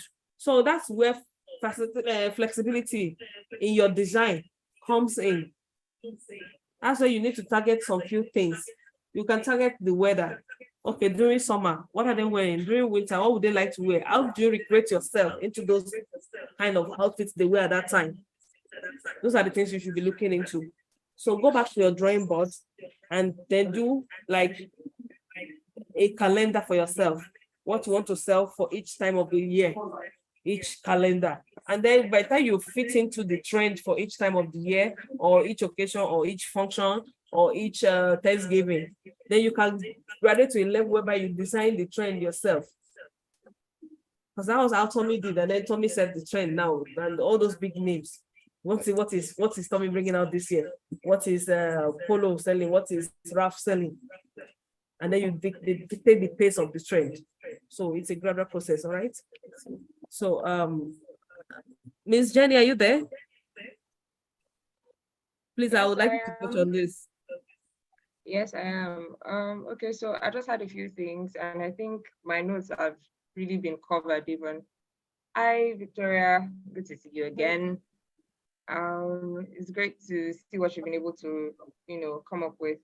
I think, for example, let me just pick up from where Mrs. T, stopped. She was talking about sales, and it was one of the things I wanted to, speak about when you were talking about the people your target market was really focused on the people who are around you, who are close to you. When you mentioned your social media, the first thing I wanted to ask is how many people are following you on social media? Are you active on social media, right? You probably have some friends who are more into the social media scene. Maybe they use Instagram more, they use Facebook more. They have more people who are even buying stuff that they see them wear. Those are the people you want to see, not just people who just have engagements and things like that, but people who can actually buy things that they put out. Oh, guys, I just got this thing. I think you guys would like it. Let me know when you buy it. And you actually see people, you see your friends buying because this person bought. It's like influencer marketing, right? And you can have it in your circle. You can have people you went to school with. You can have people, new friends you made who are like that. And you can say, oh, I have this t-shirt. I'd really appreciate it if you, spoke about it and what you love about it on your page, and I'll give it to you for free or give it to you for free, right? That's influencer marketing. But that's on the other end of these key questions. How can you sell to people who are not close to you? And what will make the people who are not close to you buy what you're selling? I know that you mentioned focusing on tops and tank tops, which are like really nice stuffs that a lot of young people are wearing these days. Some comfy crop tops that they match with high waist trousers and things like that. Those are things that young people are wearing that can be jazzed up in the African way that people can wear. So it's great that you have that figured out. You want to focus on tops and tank tops. But again, key questions: how can you sell to people not close to you? What will make the people not close to you buy? Because like Mrs. T said, if I'm your friend or your family, I probably will buy once, twice to support you, to encourage you and say, well done. I may come back, but maybe because it may not be my style, it may not be, what I'm used to. Yeah, and then people don't buy anymore. Thinking about that, you may want to visit, think about people that have the naturalista vibe. So those of us who do everything natural hair, natural nails, natural faces, we're more likely to do African themed things, if you notice. So it's more like looking out for people like that who are not so big, if you pair it with maybe African, earrings, they'll be like, oh yeah, I got, this top and I got this free African shaped earrings with it, just stuff like that. Just think, outside your scope about that. Another thing I wanted to mention is, and this is not just for you, this is for everyone going forward, is to think of numbers. You kept mentioning, things you wanted to do, how you were going to go about it, but there were no numbers, there were no dates. Do you want to achieve this in 2 years? Do you want to achieve this in 6 months? Do you want to achieve it in 3 months? How many tops do you want to be able to sell how many tops do you want to be able to sell? I think the only numbers I could pick up was when you mentioned you have 70 to 100 people who could buy from the following you have and, your family and your friends. That was like the only number you mentioned. So I want us to really consider numbers, just look at it. It's a good thing to have a figure in mind, about a realistic figure, saying, okay, I'd like to reach 10 people in this week. how can I reach 10 people in this week? What do I need to do to reach 10 people in this week? Who knows? You may reach 20, and who knows? You may reach 5. But it gives you, you're equipped with what did I do different, or what can I do differently? What did I do that just, dropped it's data, and it's it makes business sweet. It just gives you things to work with. It gives you information, all the information you need. So try as much as possible to work with numbers, figures, dates. Okay, this number of people over this period of time. Do you get what I'm saying? Yes, ma'am. Awesome. I think that's me. Thank you. Thank you so much. Thank you so much for your time and contribution.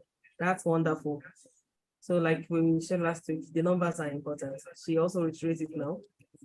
At least that will give you an idea of how well are you covering your costs, how well is your margin, how can you scale up?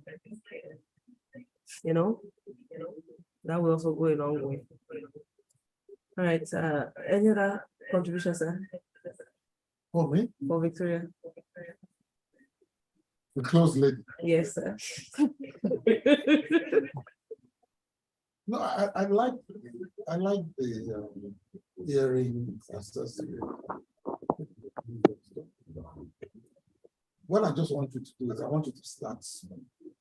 I have this feeling that your discovery will come as you start. Yeah. I don't know if you get the point. My challenge with people is the wait and they wait. And Yeah. they wait. Yeah. And they wait and think that. So I kind of prefer You see. step out. No, whether it's just accessories or whatever, just step out. You'll be surprised. I think people are waiting for it. If you don't produce it, nobody's going to see it. All right, great. So you're going to take this feedback back to your closet this week. Don't lock it up in your closet. Bring it out. Work on it. Do something practical. Based on what we have said, I want to see next week when you're coming to have designed something that you want to show us that are relevant, that people are willing to buy and pay for. If it means you have to do some little research amongst your friends or in a school environment, or you go to a neutral place where people don't know you, because it's difficult to get the right review from your parents or your family and friends sometimes. Everybody is trying to just encourage you. They won't be brutal with you. They won't say, oh, where will I wear it to? So go to a neutral place, do your research, sample opinions, and come back next week with 1 or 2 things that people are raving to wear or people are willing to buy or pay money for. All right? And the research is doing with our product. yes. Start. Just start. Just do it.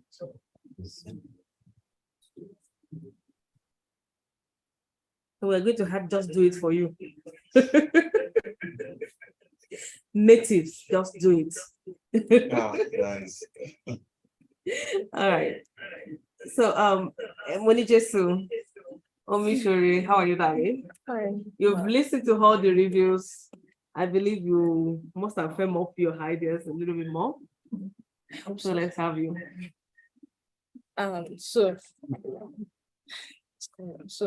I noticed that when it comes to reading and writing, there's a lack of diversity in our reading materials. Once it comes to like fiction, there's a lack of diversity. We have like 1, 2 same genres, same kind of things that we keeps getting put on over and over again, both in our fiction and something. So, and I feel like that is how it's affecting us ourselves, because when it comes to reading, most people my age personally do not see anything worth or interesting worth reading. So, and also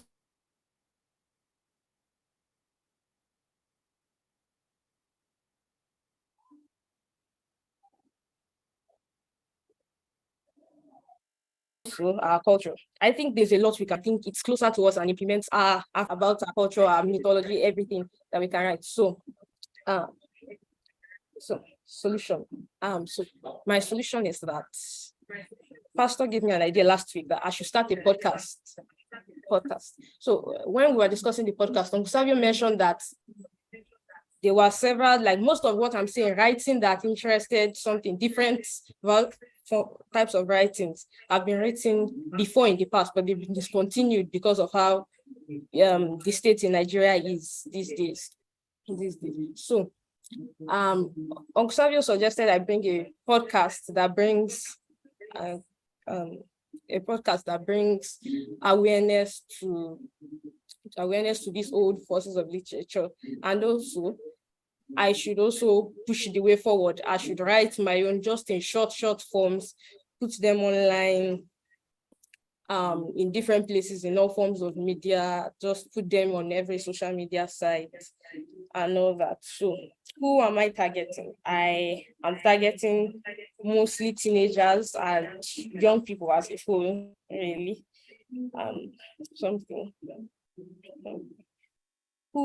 How do I plan to reach people through this thing? I think I don't have much except from family and friends that will hopefully carry off as word of mouth something. And how would I make money with this?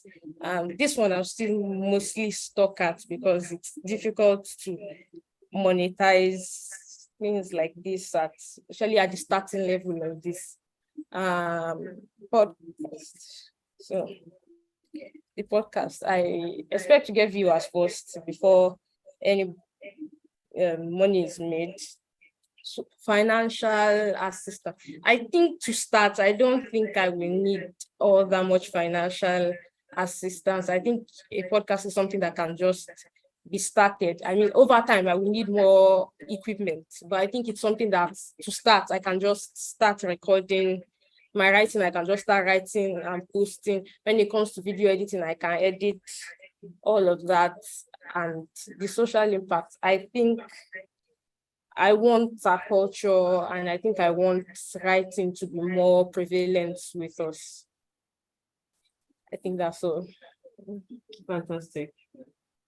Fantastic. At least you have something to say across the 10 steps, right? That's a lot, and I want to give you an applause. The fact that you can go deep and think you can make it work, and you can actually start from where you are. That's a great one. Okay, so while we're giving review to Oba and Victoria, we mentioned about getting followings, about using the internet, using the social media. So when you talked about you don't have much people to reach than your family and friends, it means you have not internalized the solution we give them as applicable to you as well. But the truth is, it is at your generation and time, what you have that we don't have, that you should enjoy and leverage the most, is called www. The World Wide Web. It's called the internet. It's called electronic messaging, the speed of light. You do it in Nigeria, they are listening to you in Canada. And you still want to stay with your family and friends with all that. No, you can't. So one of the things you need from your presentation is you need to believe that this is a good market. You need to be encouraged. And that's what we're going to give you a lot of during this session. Like you said, it's not about money. Maybe in the later time, you might need some gadget to scale up, but when you get to that level, you will even have the money you need to scale up on your own. That's the truth. So your idea, do you really believe in it? Yes, I do. Yeah, you seem to have lost your enthusiasm today. Exactly. You seem to be less enthusiastic about it. When we suggest good podcast, don't forget that you should produce it. I want to give you a picture now.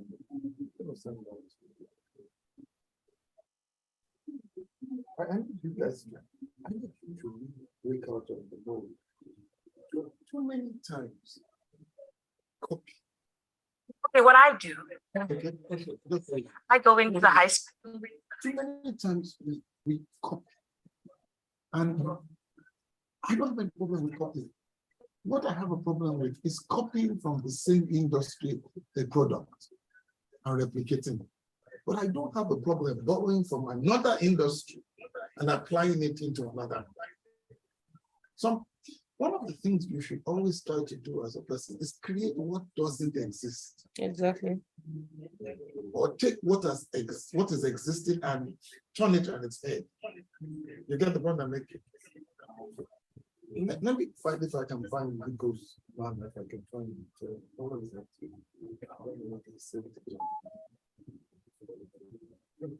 These are just a group of kids in South Africa. Can you check on Facebook? Are you on Facebook? No. You don't have Facebook? No. I have. So, see why the system is better than ours. Mine is Apple. So I keep it strictly for work, not for social media. Mine is strictly for play. I must say. Mine is strictly for play. Just play with it. These are the kids. These are the kids from the Coast Man. Let me show you how they start. They're a family of 3 kids. This is them. This is them in America. This is them in America playing. But I want to show you what they were doing before that. Behind myself twice. So we're on their page now. Okay, it's good. They're in America, right? But this is what they normally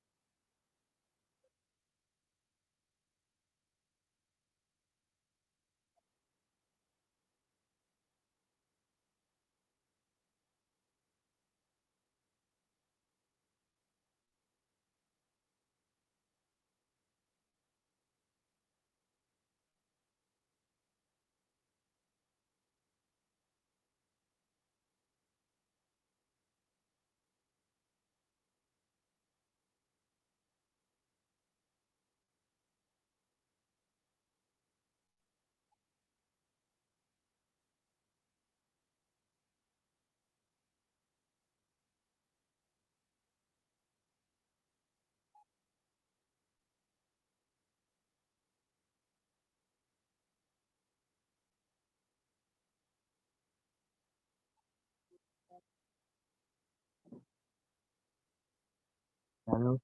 Yes, nobody talking here. I'll keep connected. Bye.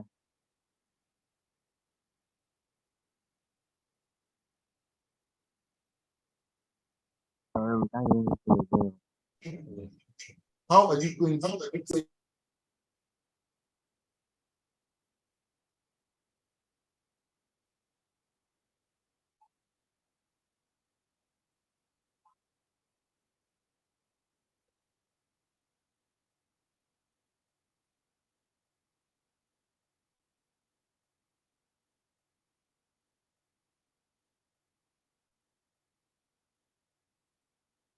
Yes, because of the. Okay.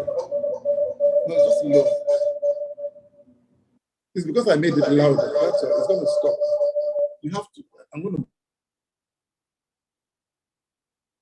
Expression. You know what I mean? And the unique perspective that you're bringing. As far as you are concerned, the wahala of doing a recording is too much. You should be looking at how it can be simpler. Are you getting the point I'm making? How it can be simple and you can use people's own camera. You know what I mean? And help them so that when you go, they're not depending on you to come back tomorrow. Are you getting it? So you should go to like a one-time off type of thing. I'll come to you, I'll look at what you have, I'll help you set up, I'll record the first one, you pay me, and I leave you alone. That way you can continue to do what you're doing. Who would like that? I don't know if you get the point I'm making. I don't have to pay her every time I want to record, and I can record by myself. And if they have problems, guess who they're going to call? Because you're the one who set it up. All right. Now let's play that video and then I can go because I need to go rehearse with the choir. You guys are not hungry. Yeah. So I teach kids entrepreneurship skills. Yeah, that's not a business. What? Start from the. Yeah, says me. Why? You see what a problem I have with Okay, what I do. having I go into the high schools and I teach kids entrepreneurship skills. Yeah, that's not a business. What? Not a, That's true. yeah, says me. Why? Because it's not scalable. Why do you say that? What? That it's not scalable. Exactly. Because you're the business. And even if you developed a system of teaching entrepreneurship, your rate of growth is always going to be limited to the size of the market you're operating in. And if what you're teaching actually does work, the schools are going to do it themselves. It's actually a good lesson for all of us to learn. If you sell into someone else's population, unless you control fully the value proposition and the intellectual property, that person is going to sooner or later figure out what you're doing and they're going to do it themselves. And you would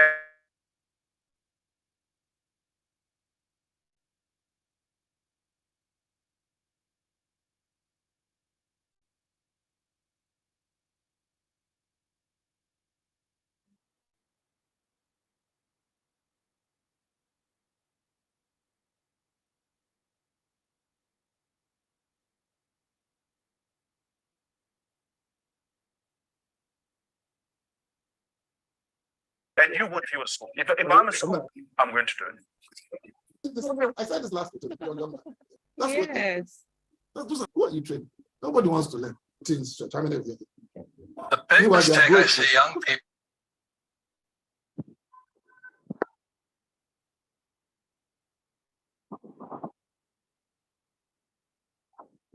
make as they focus here. The big mistake I see young people make as they focus here. Like people think I like to write books. I hate writing books, but it fills my purpose because my purpose was to get here. So when I was before my 20s, I knew I wanted to go there and I wasn't doing what I loved. I had to learn what I didn't want to learn. I had to do what I hated. I had to learn about taxes. I had to learn about debt. I had to take classes. I had to learn about insurance. So I was doing a lot of things I hated doing so I could come over here. These guys never do this. So they live in passion. This is called passion. The reason I make more money is because it's not what I'm doing what I love. I do sometimes what I hate so I can have the assets that I love. Well, I'm done. Beautiful. Thank you so much. I'm done.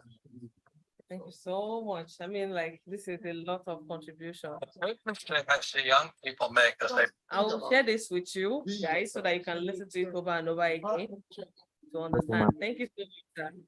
We really appreciate you. So I'm going to share this with the group All right, the video that we just watched, I'm going to share with the group. I just got the right to be the host now, so I couldn't share before. Sorry, guys, online. So I will send the video to your WhatsApp so that you can go through it. All right. So we still have Emmanuel online. Emmanuel, are you ready for something now? Would you like to share your idea so that we can look at it for you quickly? Yeah. All right. I don't really have a particular idea, but when I registered online, I wrote something about education, like graduate from a public Nigerian secondary school, and as a science student, there was one major problem I encountered in school because of my biology. The teacher we couldn't do practical that much because we are over 500 in our set, and one teacher cannot teach everything. So then I thought of a way that if it is possible, that for all students, especially biology, since it's more about visual than actually theory, that if there's a way that I can come up with a CD, like a textbook CD, showing them everything they learn and how to teach it. So Emmanuel, sorry, that's we the way can't I hear you well and we can't pick out what you are saying clearly. Miss Jenny, can you hear him? I can hear him fairly well. Wow. Fairly Clearly, well. right? Yes, that's Emmanuel. I can hear him fairly well. So Emmanuel, But we it need could you be to be clear. close to your mic and to Maybe speak close to your clearly mic, and then and maybe slowly. you are using an earpiece. It's shaking a bit, so we can't really. Are you using an earpiece? Yes, ma'am. Oh, okay. So that's what's affecting the sound. So it's shaking. Do you have background noise where you Can you hear are? me, ma? Oh, that's Oh better. yeah, much better. Okay, so I said the only idea I have now is that I attended a public school and there was one major course that gave me problem in secondary school. It was biology. Okay. And it was just the fact that I don't see what they are explaining to me. Okay. So, and there are some biology topics that are somehow practical, like during some emergency situation. Meanwhile, they've taught us in school, but since we've not seen it, and I've not seen it happen, and we don't even believe it is real. We just believe it is theory. So I came up with an idea that if it is possible, we should have like a virtual biology textbook. Right. Meanwhile, if they are talking about the art, we can see it in a video form. We can see the components. We can see how the blood leaves come in and all those things. Beautiful. So that's my idea for now. That's a beautiful idea, actually. That's a beautiful concept. And I also believe there are some content in that line existing today. I believe so. So I think maybe those content may not be available for your level or may be expensive, that the school do not want to invest in it. But you might want to research and see if it's already existing. So for instance, if you have a topic that you are taught and you really want to know how it is, you can Google it and check for virtual or videos on so topic, and you'll be sure to find some content. Now, what you are saying now, I think you can bring out a business from it is by now going online or by checking other resources and putting together a cumulative of an entire curriculum, let's say for your level. Put together videos of topics that are related to your topic level, and you make it available on the same platform. Hello, are you there? I think that would be a fantastic one, right? And you can build a business around it. But from the video we just watched now, if you have a group of markets that are not your own because you want to bring out that content for students, but the students are not your students, then it might be an issue because very soon the school may run you out of business, right? So I think you have a valid idea. I think we just need to look at how you are going to do it and make it a scalable business. So I want you to go further and understand what actually is the problem. Is it that the materials are not available, or the students cannot do the extra work to start looking for it, and then they need to find it in one spot. Some So of them don't they even want know one the spot resource material, one spot resource platform for practicals. That's what I can see in what you're proposing now. So just we need to look more and ask further questions and research more on that idea. Miss Jenny, do you have anything to add? Oh yes, definitely, definitely. I Sure. love the idea. It's a beautiful, mind-blowing, important solution that we require.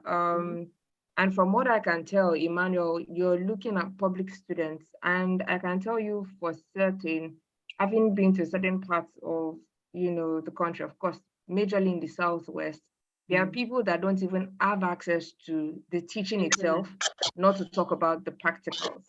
So you're talking about biology, you're talking about, I had people who, when I was in the university for my first degree, came into school without biology, physics, and chemistry education in SS2 and SS3. They only had about 3 weeks of lessons in SS1, and they had to self-study in a location where there was limited access to electricity. Till now, they've not had light for about 9 years or 12 years. They've not set up NEPA. Also, no internet. I mean, where there's no light, there are even less chances of being connected to the world. So they don't even have access to the internet.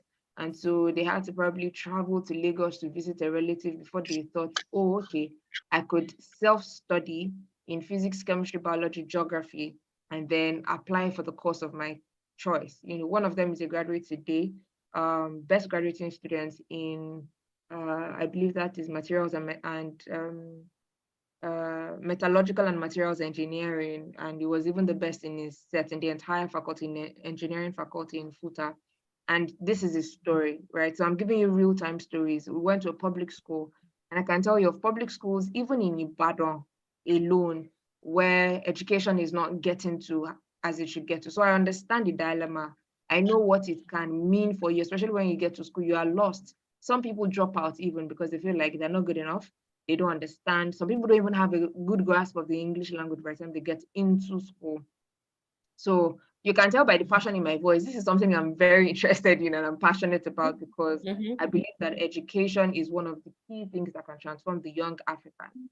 And of course, that's like my primary objective, to equip young Africans with necessary tools to be productive, because we have to become a productive, a producing continent, right? So this is fantastic. One of the things that may have jumped out at me is that it may not necessarily, would have to really, like Mrs. T said, do some more research to see how this can be monetized or a money-making venture for it to become a business, right? Even while there are resources online that cover these topics that you have mentioned, one of the problems that we have encountered that I also am trying to solve right now is that we don't have African, Nigerian relatable content. The content people don't understand. They don't sound like them. They're not using the African accents. People cannot understand because they're speaking in accents that are foreign to them. For some of us, we may understand because we grew up on foreign movies. We saw some Spanish movies. We watched some fantastic cartoons, the old timers and things like that. So we may have a grasp of the heavily accented English, either the British accented, Scottish, American. We can pick it. But many people can't, and it would be wrong of us to assume that because the content is available, they can relate to it. Many people cannot relate to it, which is why we still have this problem today. It's Americans making content for Americans. British people are making content for British people. Nobody's really thinking to slow down, rightly pronounce the words, sound like Africans. So your ears are not even picking the language because you cannot grasp what they're saying. So what you are going to be doing if you're focusing on this solution is to provide content in relatable words and languages, of course, using the African English, how we speak, how we relate to concepts and ideas. So rather than talk about lasagna as maybe a case study, maybe you want to run an experiment, and you say you're going to try something with lasagna and Coke. Who knows what lasagna is? But if you mention akara or you mention agege bread and coke, it's still relatable to the Nigerian youth anyways.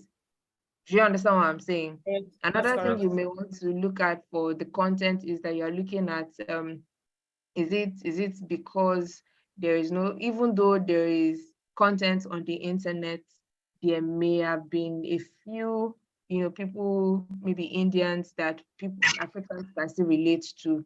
Is it that our young secondary school students in public schools don't know that these videos are available?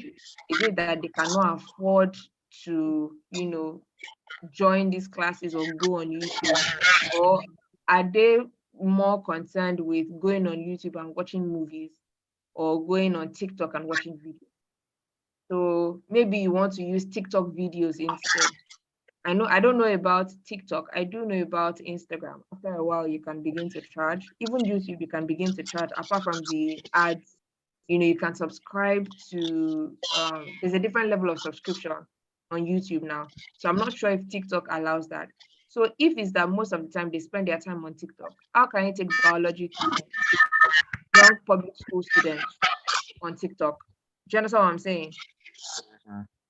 Yeah, so we just have to do a little bit more research.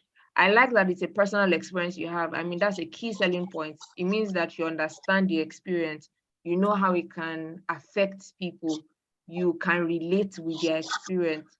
So the real deal now is to see that how can you solve that problem?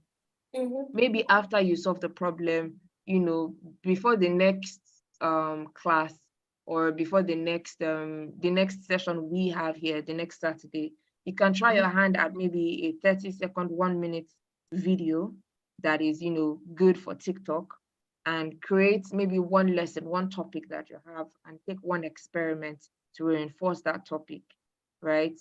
Yeah. If you have the biology textbook, you have range of topics already. So take one topic, take one experiment, do something about it, maybe record it, against the next session, and then bring it, let's see, right? So when you after solving the problem, then we may be able to go further to look at how we can monetize. But I mean, you have 1 week to think about that and process that and find a way to have that work for you. Do you understand what I'm saying?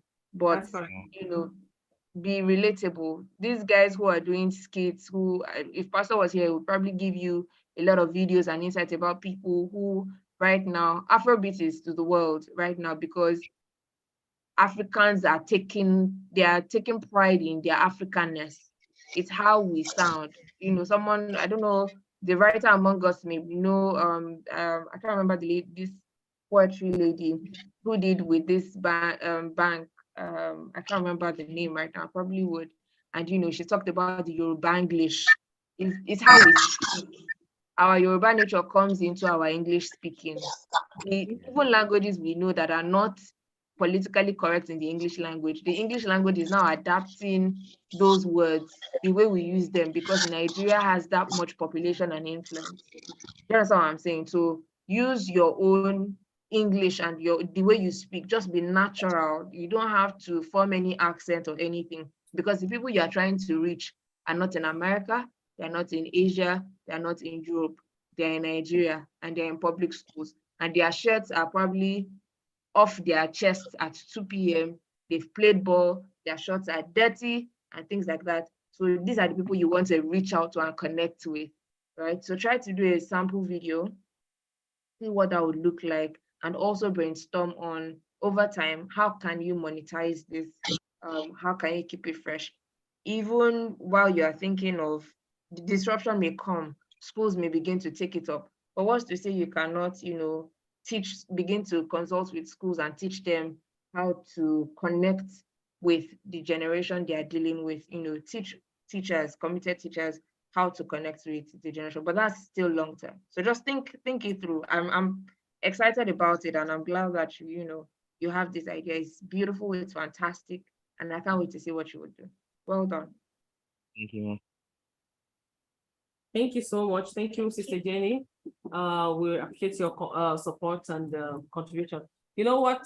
This reminds me of one of the ideas shared last week. which is also similar, but this is not talking about practical, but everything is still boiling down to accessible content, educational content online, apart from what you get from the classroom. So it's no news that sometimes the classroom curriculum in Nigeria and Africa, is still wanting in some area of content, all right? So, and it's very common for students to turn to online for more information, for more details about a particular topic, if they want to ace their studies. So this is a good niche market, and there is a lot of potential in the market. And like she has rightly shared with you, I know people will gladly want to patronize that market that has original content, African content, relatable ideas, relatable instructors, and in relatable languages. So please go further if you are key into providing the solution, right? Mark my word. If you are key into wanting to provide a solution, if you really want to make this idea to work, you really want to do the extra work, go the extra mile, just to make sure that this idea see the light of the day, you need to go into more research. You need to find out what is already out there, to know what kind of niche you have to create, to understand what additional value you'll be adding to what is already available. All right, so that you can create something that people are willing to patronize. Then you need to also find out from your colleagues, how well are they willing to patronize such content? So you need to do some research, your market research, if it is an idea you want to scale up. Okay, so Emmanuel, I would like to hear from you. Do you really want to pursue this? Or it's just, or you're just looking for a one-time solution? Probably you don't even know where to get the resources, the teaching materials, and you want to just get that. You are fine. I don't know anything about it, but that's just the idea I have. You're still thinking about it? Like, I don't know any process I can do about it, but I just have the idea. It's only the idea I have for now. Okay, so it's a valid idea. We just told you now that it's a valid idea. Be proud of your critical thinking process that led to this idea. Be proud that you can make something worthwhile from this idea. Believe in it, okay? So we're telling you it's a multi-million-dollar business you have just discovered. Yeah. All right? So if you want to do more, then you'll be ready to do more research, be ready to get some questions answered, and be ready to be part of this program more often. If you are available in Ibadan, it is better that you come physically so that we can have dedicated time to look into your idea, for you also to have dedicated time and resources to dive into the research. But if you think you can, something you can do where you are, please don't relent on it. So by next week, we want you to have answers to one, would your friends, are they having similar problem, or do they have alternate solution? You want to know what are the alternate solutions out there. You want to know what could be competing with your idea. All right. Want to know, okay, these are the videos or the resources that you have come across online, or probably from a particular institution or something like that. And this is what you think is missing, maybe about making it available to more people, or about the content, the relatability of the content or the instructor. So you need to come up with what is out there and what you think can be done to make it better. So now you have a problem, search for the solutions. Let's see what is already available and what else could be created. All right. So that will be a starting point for you to really know that if it is worthwhile, if you want to really dive into it more. All right. So thank you so much for that. I really appreciate your contribution. It's an interesting one. It's just confirming something we discovered last week to us again, and you'll be surprised that there are a lot of people that want to work with you on this, including myself. So thank you. Okay, so we still have one more person, and I think we can take our time to 2, so we have some time, and we have one more person who is going to give us what she has come up with, and that person is next right here to me, Genesis Egede. Last week she didn't have any idea of what she wants to work on, but this week she already started thinking about something about creating memories, long-lasting memories for people. So let's see how she has been able to refine her idea with all the information we have shared and the review given to other people. I think she has come up with 1 or 2 things she wants to share with us. So let's listen to her. Thank you. Now, again, you have the floor. So, as I said earlier, in one word, memories. Okay, for 3 words, I want to switch it up. Can I have memory creation as one word? Memory creation through, no, you know, let's just stick with long-lasting memories. And for my sentence is capturing moments through the lens. We weave, so like the trademark name, like the brand will be, we weave memories that last a lifetime. Now, okay, while I was thinking, or while I had time to think, I love we weave memory because it means you are piecing few things Yes, together that's to what tell I a was story. We weave memory that lasts a long time, a lifetime. Fantastic. Okay. why I nobody likes stress. Let's start from that. But sometimes you just have to do stress to get the work done. In this field I've chosen, I am not vast in it. I'm still in the process of learning. So apart from me going to get additional skills, like personally, I would like to make a channel in which I'm not the only one gaining from this. So have other people, like, I don't know, gain from this. For example, fine, I'll be creating memories, but I don't have the tools. So I can have a supplier in which I would also create some sort of job for the person. I'll have You're looking to create a network of service providers. Yes. That altogether we put in a piece of work that will contribute to your memories that you're weaving together, if I get you right. Yes. Okay. So I'm just trying to help her form the words that she's struggling with. Okay. So you're starting from the tools, because earlier on we shared that the tools being expensive are one of the problem statements that she made. The logistics of getting the right person to cover your event. Cool. If it is too far or the logistic cost is expensive, it's going to add on to your bill, which will make it less affordable or less pocket friendly. And then she's also looking at the logistic of the equipment. The equipment, good gadgets cost much and not readily available everywhere. So now she's saying you want to create a network. She wants to create a network of people, from equipment providers to skill, maybe photographers or light and all that, that together they can work at providing solutions, right? That's fantastic. Now, the question here will be, what's your business around this network creation? What is your niche? You want to just be a hub where people can access skill providers, service providers, or you want to be a designer whereby you design the concept and you design, you can train. For instance, you can train more of these skill guys to know what angle to make their quality, to make their job more quality, to bring out the best in their job, right? So it means you are replicating yourself and your ideas in many verses, in many people, and many locations. So it means you can also now be the one marketing the idea, marketing the business, marketing memories, right? And when people pay or subscribe to you, it doesn't matter where they are. You are giving them guarantee that the quality of the job they will get is the same as what they will get from you as a person. Yes. Is that what you're trying to do? So just give us into which direction you want to go now. Well, if we are starting now, I'll be the only one doing it. If it's okay. But later on, I would like I would be you would come to me for quality and trustworthy service providers. Can I interrupt you there? Yes, please. I need a bit of clarity. Exactly. Right? So I'm hearing memories, I'm hearing service providers, and I'm thinking, what am I buying from you? So what do I get at the end of the day? You are saying memories. What are you creating? Are you going to give me a book on my memories? So you're saying memories. You assumed that I understood what you're saying. I'm just saying this so that you can break it down a bit more.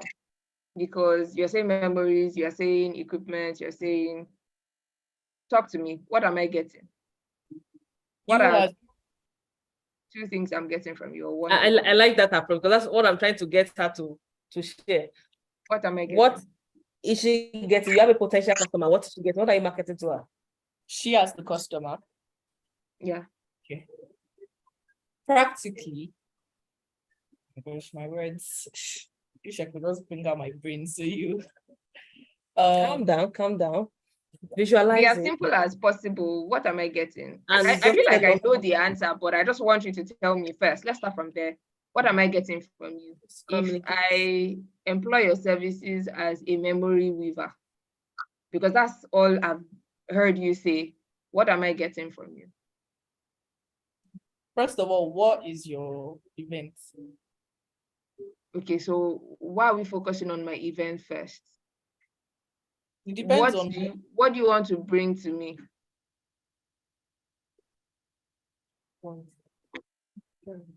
What is she paying for actually? Let me ask. What am I paying for? Yeah, What is she paying that's what for? I'm asking. Because at the end of the day, it's a business idea and people will pay. So what are we paying for? Okay, she's coming to me to give her a full coverage with pictures by that for Finally. Oh, finally. Oh, now I get it. Oh, that's what you mean. That's what I'm getting. So I'm getting pictures and videos, yeah? Coverage of my events. I didn't hear that route. Okay. That's just what I'm trying to tell you.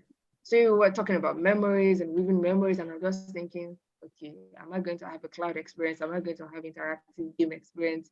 Are you going to, maybe save some part of my brain to recover my memories? That's it, right? So she's going to do some surgery on your brain. So, in as much as like this is the experience that you're trying to give me, I can't relate with it. In the way you have initially described it, I can't relate with it because it's like so vague and so fantastical, like fantasy-like. My mind I have a very creative imagination. So the things you're saying, I'm thinking, okay, could it be this? Could it be this? Could it be that? And you're saying equipment, so it's like really expensive equipment. Okay. It could be this, it could be that. You could be trying to create experiences for me and then documenting those experiences. But if you're saying, oh, I'm going to get coverage and pictures out of it, I'm like, oh yeah, now I get that. I get that. So I'm getting videos, I'm getting pictures. Nice takeaway, right? Now that we have that settled and you're going longer term into, you don't have the skills, you don't have, the equipment, you don't have,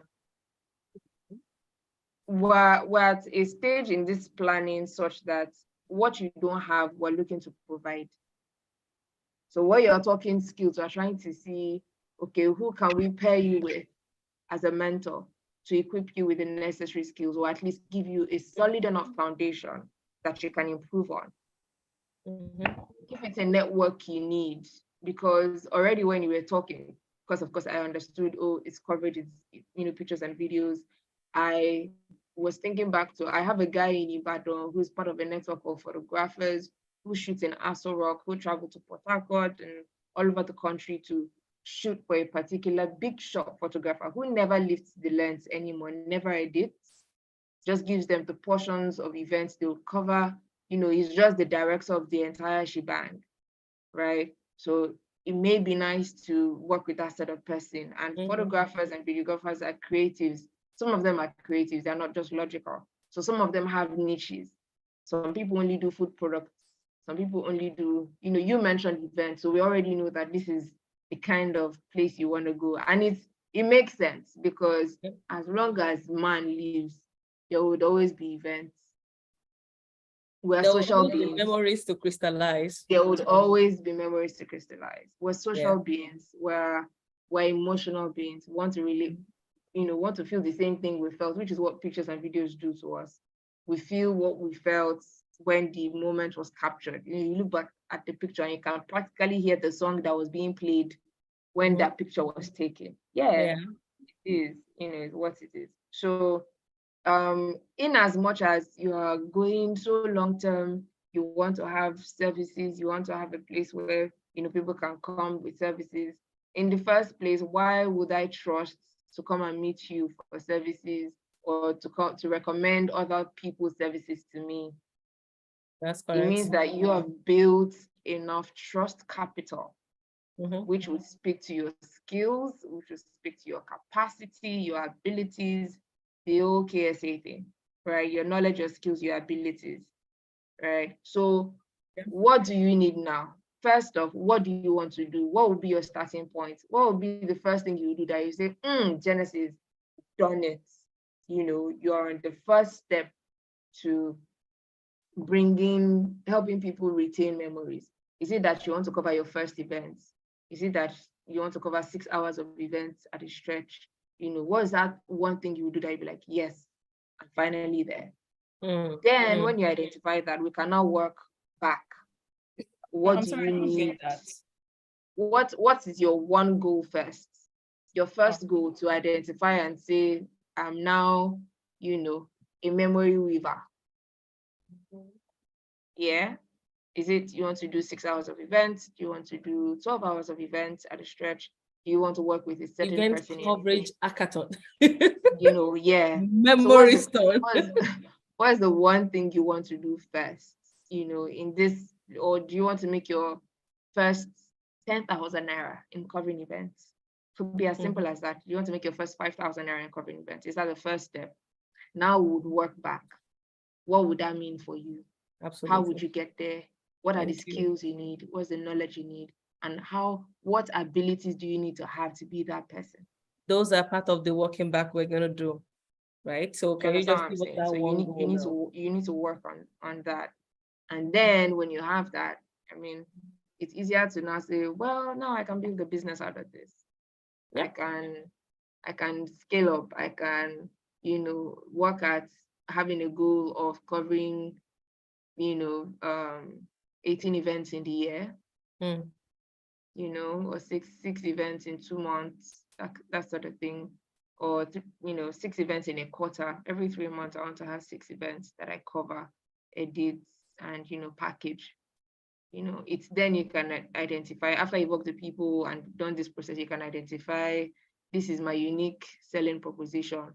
So where every other person is bringing hard copy jumbo books for memories, I can create a magazine and provide, you know, USB sticks, as well as maybe the memory sticks now, by USB the way, for that players. purpose. Yeah. So you can say that you can offer a hybrid of hard copy stuff as well as timeless, you know, security protected stuff. Or you could create cloud accounts, websites that they just need to pay, easy way for people to pay, so that every time they go there, they would always have access to that. So even if USB sticks burn, they still have their memories captured. You know, you could have so many various ways. It could be in the process of capturing, that is your unique selling proposition, your unique selling point.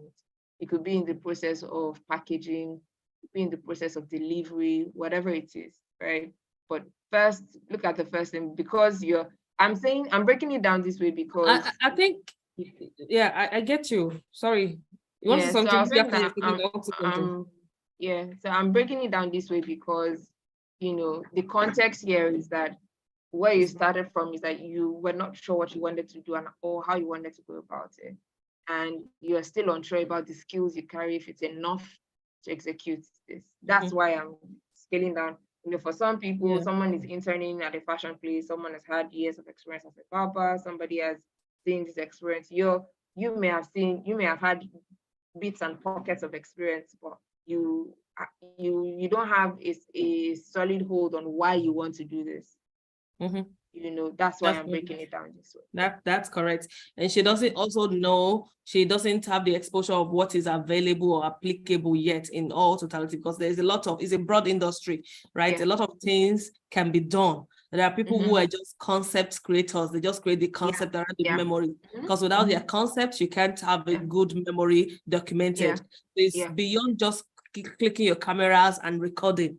So it starts from the concept creation, then you are putting the sets, you are setting the pace and setting everything, and then you capture the sets, then capture you. Sometimes people even rehearse those memories you want to create. So somebody had to choreograph them and they rehearse those memories. And then it now comes to the skill itself, whereby you now put your camera to action and then you record what has been created. So it's more or less like a content creation, like a movie industry on its own, even though it's pictures and videos for events. Right? So and then it now goes on to post-production, whereby you now edit and you had all your effects. And then it's key. So post-production editing is a lot. And then you have light also. Sometimes during the production, you need light, then you need some parts of the event to be lighted so that the pictures can come out or the video can come out in a better light, in a better quality. So all that is a whole lot. That's what Sister Jenny is telling you now. Is a whole lot. Is a broad industry. So what you still said now, creating memories, is still vague. We need to know which of this, which of this area or is going to be your niche. You need to be able to discover that. You need to also be able to discover if you have enough passion to even follow through to run a business around any of this. Because it takes a lot of sacrifice, it takes a lot of hard work, and then you might have spent maybe 3-4 years down the lane, and you just realize, oh, I actually didn't want to pursue this. That was what led me to the question I asked MJ earlier, that are you interested? Are you convinced about this idea? Are you interested? Because like Pastor also I observed that the enthusiasm, I was going to you can start 2 weeks and then every enthusiasm will just vanished. When you get to when you're just trying to get into the work, or maybe for some reason you just don't believe enough. So you need to have enough understanding to believe enough to want to follow it through also. I think that's one other addition I would like. So but if something is on your mind now, maybe you've already figured it out, or maybe you already have a one-time goal, like she said, I think you can also share with us so that we know where to go with you. Or maybe you just need more encouragement like MJ. We just need more encouragement, more exposure. Then we know how to pair you accordingly. All right. But right now you're not at the stage where you need money or you need any equipment or anything. So is there anything you would like to add? I need at this time, maybe that you want to do or you want to achieve with this memories in business you're trying to create? No, not at the moment. So at the moment, what's that one thing that you need now? Information, exposure, knowledge and skill. That's great, fantastic. I feel like with that, then like you can understand where your business. So she's still in training now. And then I think for what we said, she need more training, she need exposure. Like the person you talked about who has traveled everywhere, I think she might need the one-on-one sit down with the person and know what goes into the preparation for all this kind of job, and probably have a first-hand experience to really be on the field doing this, to know that, oh, this is broad. For instance, for me, I'm a farmer. I say I'm a farmer, but I'm not a farmer that goes to the farm, to the field to plant or to raise any animal. I've had a series of exposure along that line, but I narrowed down what I'm doing now because I realized there's a lot to be done for a farmer to plant something successfully or to raise an animal successfully. There is a lot of inputs that has to come in, and not getting the right input means every of the investment can go down the drain. So that is what led me to my own niche market. So maybe you need such an exposure to be able to narrow down where you want to function. I also noticed that, okay, my niche area is going to fetch me enough returns on my time and my energy and my investment. So I think that's cool enough for me. So you need to decide what area is cool enough for you to pursue. So we're going to see how we're going to find some things for you to expose you and to give you more hands-on. So I think hands-on experience is going to be great for you to be able to figure out, how you want to go about it, what you want to do. And I like to say that no knowledge is lost. There's nothing that cannot be reapplied or re-implied or reinvented. Yes, exactly. I was also going to give just a little tidbit to MJ. I was when Pastor started talking about it and Mrs. Steve started talking about it, I was like, oh, okay, so I wasn't the only one. I was afraid that I was the only one who noticed MJ, maybe because of the work I do as a coach. I hope that by now you also know that I write. So if you want to reach out, that's MJ. If you want to reach out, feel free to reach out. But maybe because of the work I do as a coach, right? One of the things that I tend to focus on is language of use, how you say what you say. And a lot of the times, what she kept emphasizing on was Pastor suggested that, Uncle Savio suggested that. I noticed There that. wasn't something that it was. It wasn't internalized. something Wasn't that, yeah, yeah. So it wasn't. And I know that you can be very vocal, even though you're more on the gentler side. If there was something that you're really passionate about, you'd really speak to it. Honestly, you can still go ahead with the podcast. I am into podcasting. I have about 3 podcasts on air right now. The 2 of them are not as consistent as I'd like, but I know that there was one that when we were pursuing it so actively, I had listeners from all over the world. And because of the platform I was using, I could see how many people were listening. I could see from where. So, from Canada, I could tell who's listening from Canada. I think I even had a Singapore listener, and he had jollof in it. So I was wondering, how did this person stumble on a jollof thing, and why did they, pick it? But I say this because podcasting, like Pastor said, is going to take it everywhere. It's content creation. It's on the spot, talking to the chances that you're talking to 1 billion people is so much higher than if you had to send a letter to everybody one by one and hope that they open it to read. That's what emailing, and like Mrs. T said, emailing and www, that's what it does for you. It puts you possibly in the faces of millions of people at the same time. For you who's into, memory creation, Instagram was created solely because of pictures. I'm reading, or I was, reading the book on the story of Instagram and how it started. And you'll be wowed at sometimes the anyhowness of how the app started. Like, there was a lot of anyhowness to it. But of course, it came with, different aspects to the story, a lot of hard work, a lot of trials and fails and trials again. And the reason we have filters on Instagram, very interesting dynamic story. But what they have done is created a platform for a good number of people to initially, Instagram wasn't for sales. And I know I joined Instagram in the early days, but Instagram wasn't for sales, it was just for pictures. But now we do business like water on Instagram. It's almost insane. We do all of that. So for MJ, don't be discouraged, be intentional. Even if you're going to try podcasting for 1 year or 2 months, see what it's like, have fun with it, and take a step back. If you enjoy it, just enjoy yourself. One of the things I am absolutely delighted at is that, one of the reasons I love working with young people, there's time, by the grace of God, there's time, you can enjoy the times, you can experiment. I follow Gary Vee. I don't know how many of you follow Gary Vaynerchuk. If you don't, check him out, Gary Vaynerchuk, or Gary Vee, V-E-E, Gary, Gary. You can drop it on the chat box for us. We'll copy from there. All right, I'll do that. Gary Vee is a phenomenal man. It's an old man, he should be in like his 40s or something, but his audience is mostly young people. Why? Because he's always encouraging young people that there's nothing you're trying to, I need to have this figured out. You see, what platform is that, on Instagram or YouTube? Any platform whatsoever, you would find Gary everywhere. He's everywhere. He's really everywhere, And you see 8-year-olds talking about they want to make their first million, and Gary's like, chill, just enjoy. There's pressure. Why are you allowing the pressure get to you? There shouldn't be, room for such pressure. So have that much fun. Have experiments. Try podcasting. Podcast with a friend. Pick up your phone and record. It's that easy. You don't need to get all the lights and whistles. Like I say, the bells and the whistles. You don't need to go for all the shebang. Just pick up your phone, record. That sounded nice. Include your mistakes, enjoy it and bask in that time. Lastly, before I think I'm going to hand over completely, because I have to go as well.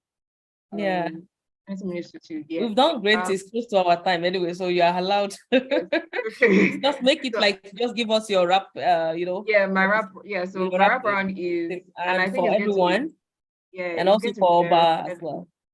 Yeah, I think it's going to be directed at Yuma. Is that Okay. I'm available if you want to Thank work you. one-on-one, like during the week. My phone number, Mrs. C has my phone number. Mhm. Like, reach out. So the way it is yes, I work with young people. Yes, I charge, for all the hours and everything. But I'm so passionate about the region export because, of course, it's home, that if I have to do anything at all, I'll totally do it. Like, Thank you. So she's I'm just not doing us so some concerned free about tickets. anything. Thank you so much. Whatever it is. Thank you. We honestly, appreciate just you. reach out. I'll send a message, email. We can jump on a call. We will just Okay. do timing and whatever, just one-on-ones, especially. For example, for MJ, I feel like there's so many other things I would like for us to discuss about that may not necessarily focus on what we spoke about here, but could have influence on what happened here today. That I agree with her. I'm 100% with that. Yeah, I know we're yeah. gonna do a special session with her. Yeah, so one-on-ones Yeah. are like my thing. I enjoy that. Oba, feel free to reach out. I think you have a phenomenal thing going on. I think it's going to be fantastic. And I'm more excited that you already have the experience. So I'm excited about that. Victoria, awesome stuff. You know me, I got your back every time. It's just, you will not talk. It's when we see you, not say, oh, something happened. But I think, you have the genesis. I feel you should have my number. If you don't have my number, that's on you. Emmanuel, it's so lovely to meet you. I'm excited. Like, I wish you saw my face when I was talking earlier. I don't know why my video was not on. I'm just like so excited because, again, I'm more into the education, the empowerment of young Africans. And if this is one of the solutions we can, sponsor, I have things like this on the book. So, but I'm the kind of person that I think personally, one of my philosophies is that if I have an idea and I am unable to execute it now, probably because of lack of resources, time, people, skills, whatever, and I find someone who has the same idea or similar ideas and is going to, have the same or similar results, I pump all the energy I can into that person. If I can't do it, you can, let's get it done. Yeah. Right. So I'm really excited by what everybody has shared. I'm very excited to have been here. Thank you so much, Ms. T. Really grateful for this opportunity. My number can be shared with everybody. My email address, I'll send that to you as well, so that anybody that wants to. Very well. Thank you so much. Thank you. So I want us to give a round of applause and a lot of warm love for Sister Jenny. She's been very, very helpful today. She has helped us to develop our one word for our idea, our 3 words, and our full sentence for our idea to communicate what our business idea is all about. And she has given valuable inputs into every of your pitch. She has infused a lot of knowledge, a lot of wisdom, a lot of how about this and how about that. So we really appreciate you for all this. We thank you also for promising that you're going to be available for us when we call next time, and that you will be willing to work with us one-on-one. I think that is a lot of key, a lot of gem you have just dropped in that regard, because I see most of these teenagers, they're not so free to talk to adults, especially when it comes to ideas, what is bothering them or what is on their mind. Sometimes this kind of thing can lead you to a dark place. In all fairness, it can lead you to a dark place because you just be thinking about it, you can't find a way around it, you don't even know what to do next, where to go, and it just like, oh my God, I'm shutting down everything, and it takes you a lot of steps backward. And that's what we're trying to avoid by creating this opportunity, forcing you and encouraging you to share, to know that your ideas are valid. And I'm happy that a lot of ideas you have shared today, maybe you don't see the validity, but we have been able to confirm to you, they are so valid, they are spot on, they are solutions to real problem. They are practical, they are scalable, they can earn millions of money if handled right. So you are sitting on gold mines, you guys, you're put on gold mines, and I want you to be ecstatic about it, because at our own age, I know at our own time, when we're your age, we don't have this opportunity to think or to even begin to think that you have an idea that can make sense or that can generate money. Lucky for me, I was in TBN at this time, like at this age, so I think it was one of the things that really boosted my platform. That makes TBN special, actually. Like, no, TBN, I was around this age, I was already in TBN, so I think I've been in TBN. I've been under Pastor Francis since I was probably 7 or 8. So I was looking at it, that like, makes a lot of difference for you. That makes a like, lot of difference I for know you. that I have upper edges. Yeah, I know that I walk into a room and I have like more like tools and competitive advantage just because of what I do. So I I didn't know get what to it know feels like to be this Francis lucky, guys. and Like, this kind of exposure till I was yeah, already it's fantastic. 24, 25. So I'm like, okay, so I'm kind of starting late. I miss the teenage time. I miss even the young adult stage that you guys are enjoying it. So I think I wanted to take advantage of it, knowing that you have free access to Pastor Francis, to myself, to any other resources that will bring on. Just reach out anytime. Hello, hi. You know, sometimes one of the way you can also get more, even if you don't have anything to say, just say hello, hi. I just thought of you and I thought of, you know, the last time we did. I just want to say hello. That will bring you to the mind of that person. And that's how mentorship starts. All right. I want to take advantage of it. If you pair you with a mentor, you need to learn to be able to reach out first. Like Sister Jenny had to take a lot of time to prepare herself to be available for today, to, you know, let go of so many things and sacrifice. So people at that age get more busy. It doesn't get any better than the age you are now. All right, you have the time, you have the time to experiment. We are going to be leveraging on experience and trying to shortlist what we have to do, what we have to spend our time and resources on, because we don't really have much time and resources to throw about again. Right, so you have to reach out, you have to make it worth the time, you have to make it interesting, you have to make it both ways beneficial for whoever your mentor is. You have to also be able to give something in return. So don't just expect to just take a loan. You need to come up with what can you give. And that is where your community impact comes. Also, you have to impact your community, impact your mentors as well that are giving sacrifice to make this possible. You know what can I give? No, that is not that they're expecting it, but it's helping you to know how to give value to people. It's part of what you are also learning here and what you can benefit from. So doing that, you're giving value back. And you have to be listening. You know, you might have one or two experience or exposure now. It's not wrong. Please trust people when they're trying to guide you. All right. And it's not so easy to find people who are going to be willing to be committed like this. When you have the opportunity, make use of it. And the sky is going to be the starting point. So I want to thank everybody for your time. And I'm available offline. Trust me, I'm available to go deeper. If you think you have not done so well with your pitch today, or you think somebody's pitch has kind of terrified you or make you feel like, wow, so this thing is possible, please, you can be the one that is shining next week.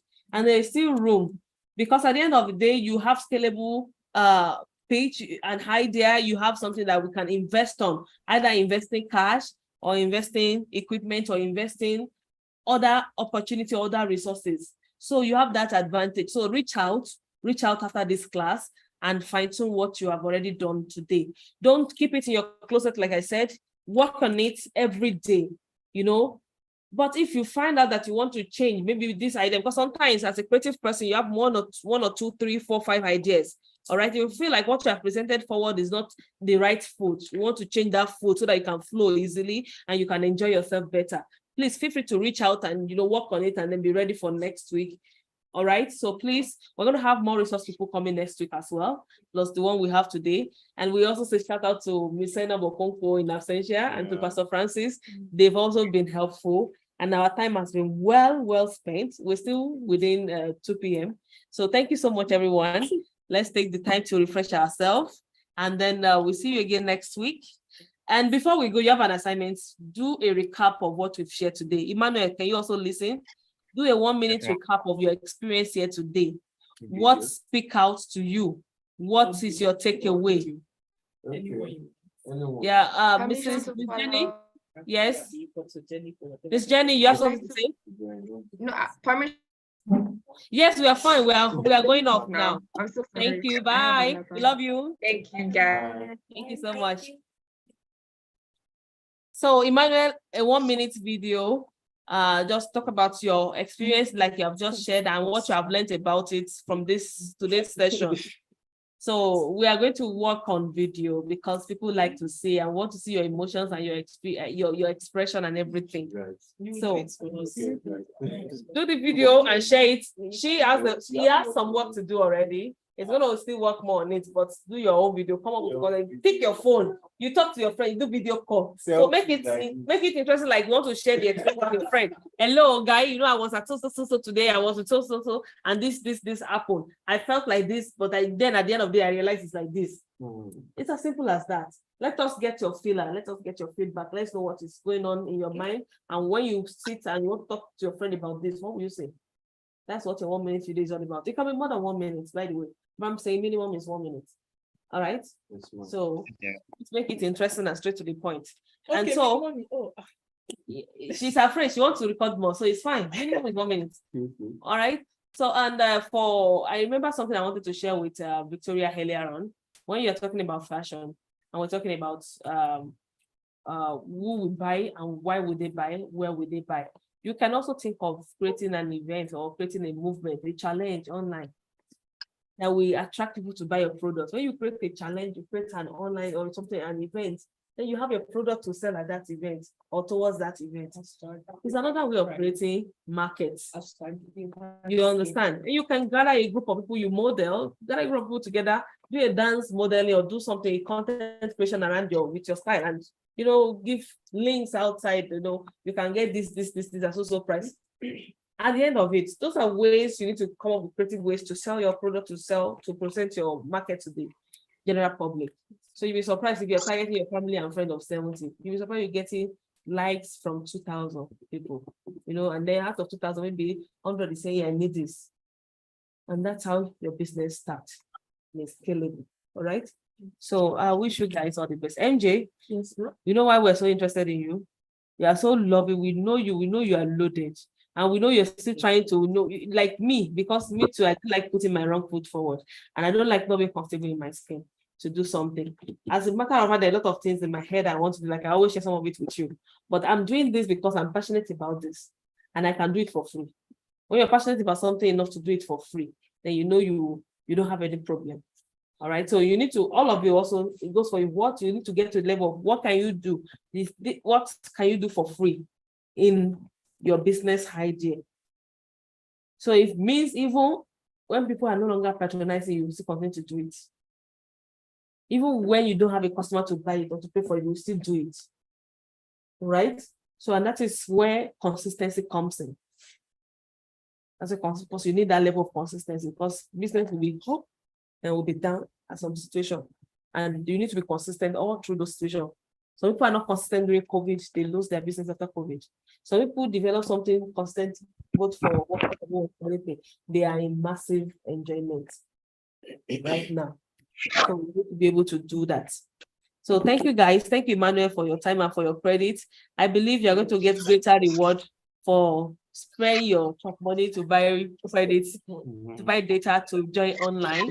Thank you for whoever is going to be watching us also later, and even whoever is watching us right now. So it's fantastic to know that we are making progress. We start from diverse people who have idea, who don't have idea, who have business experience, who don't have experience, and we're getting somewhere. At the end of our 5th week, we're going to be having products to launch. We're going to be having investments put in place. And that is exciting.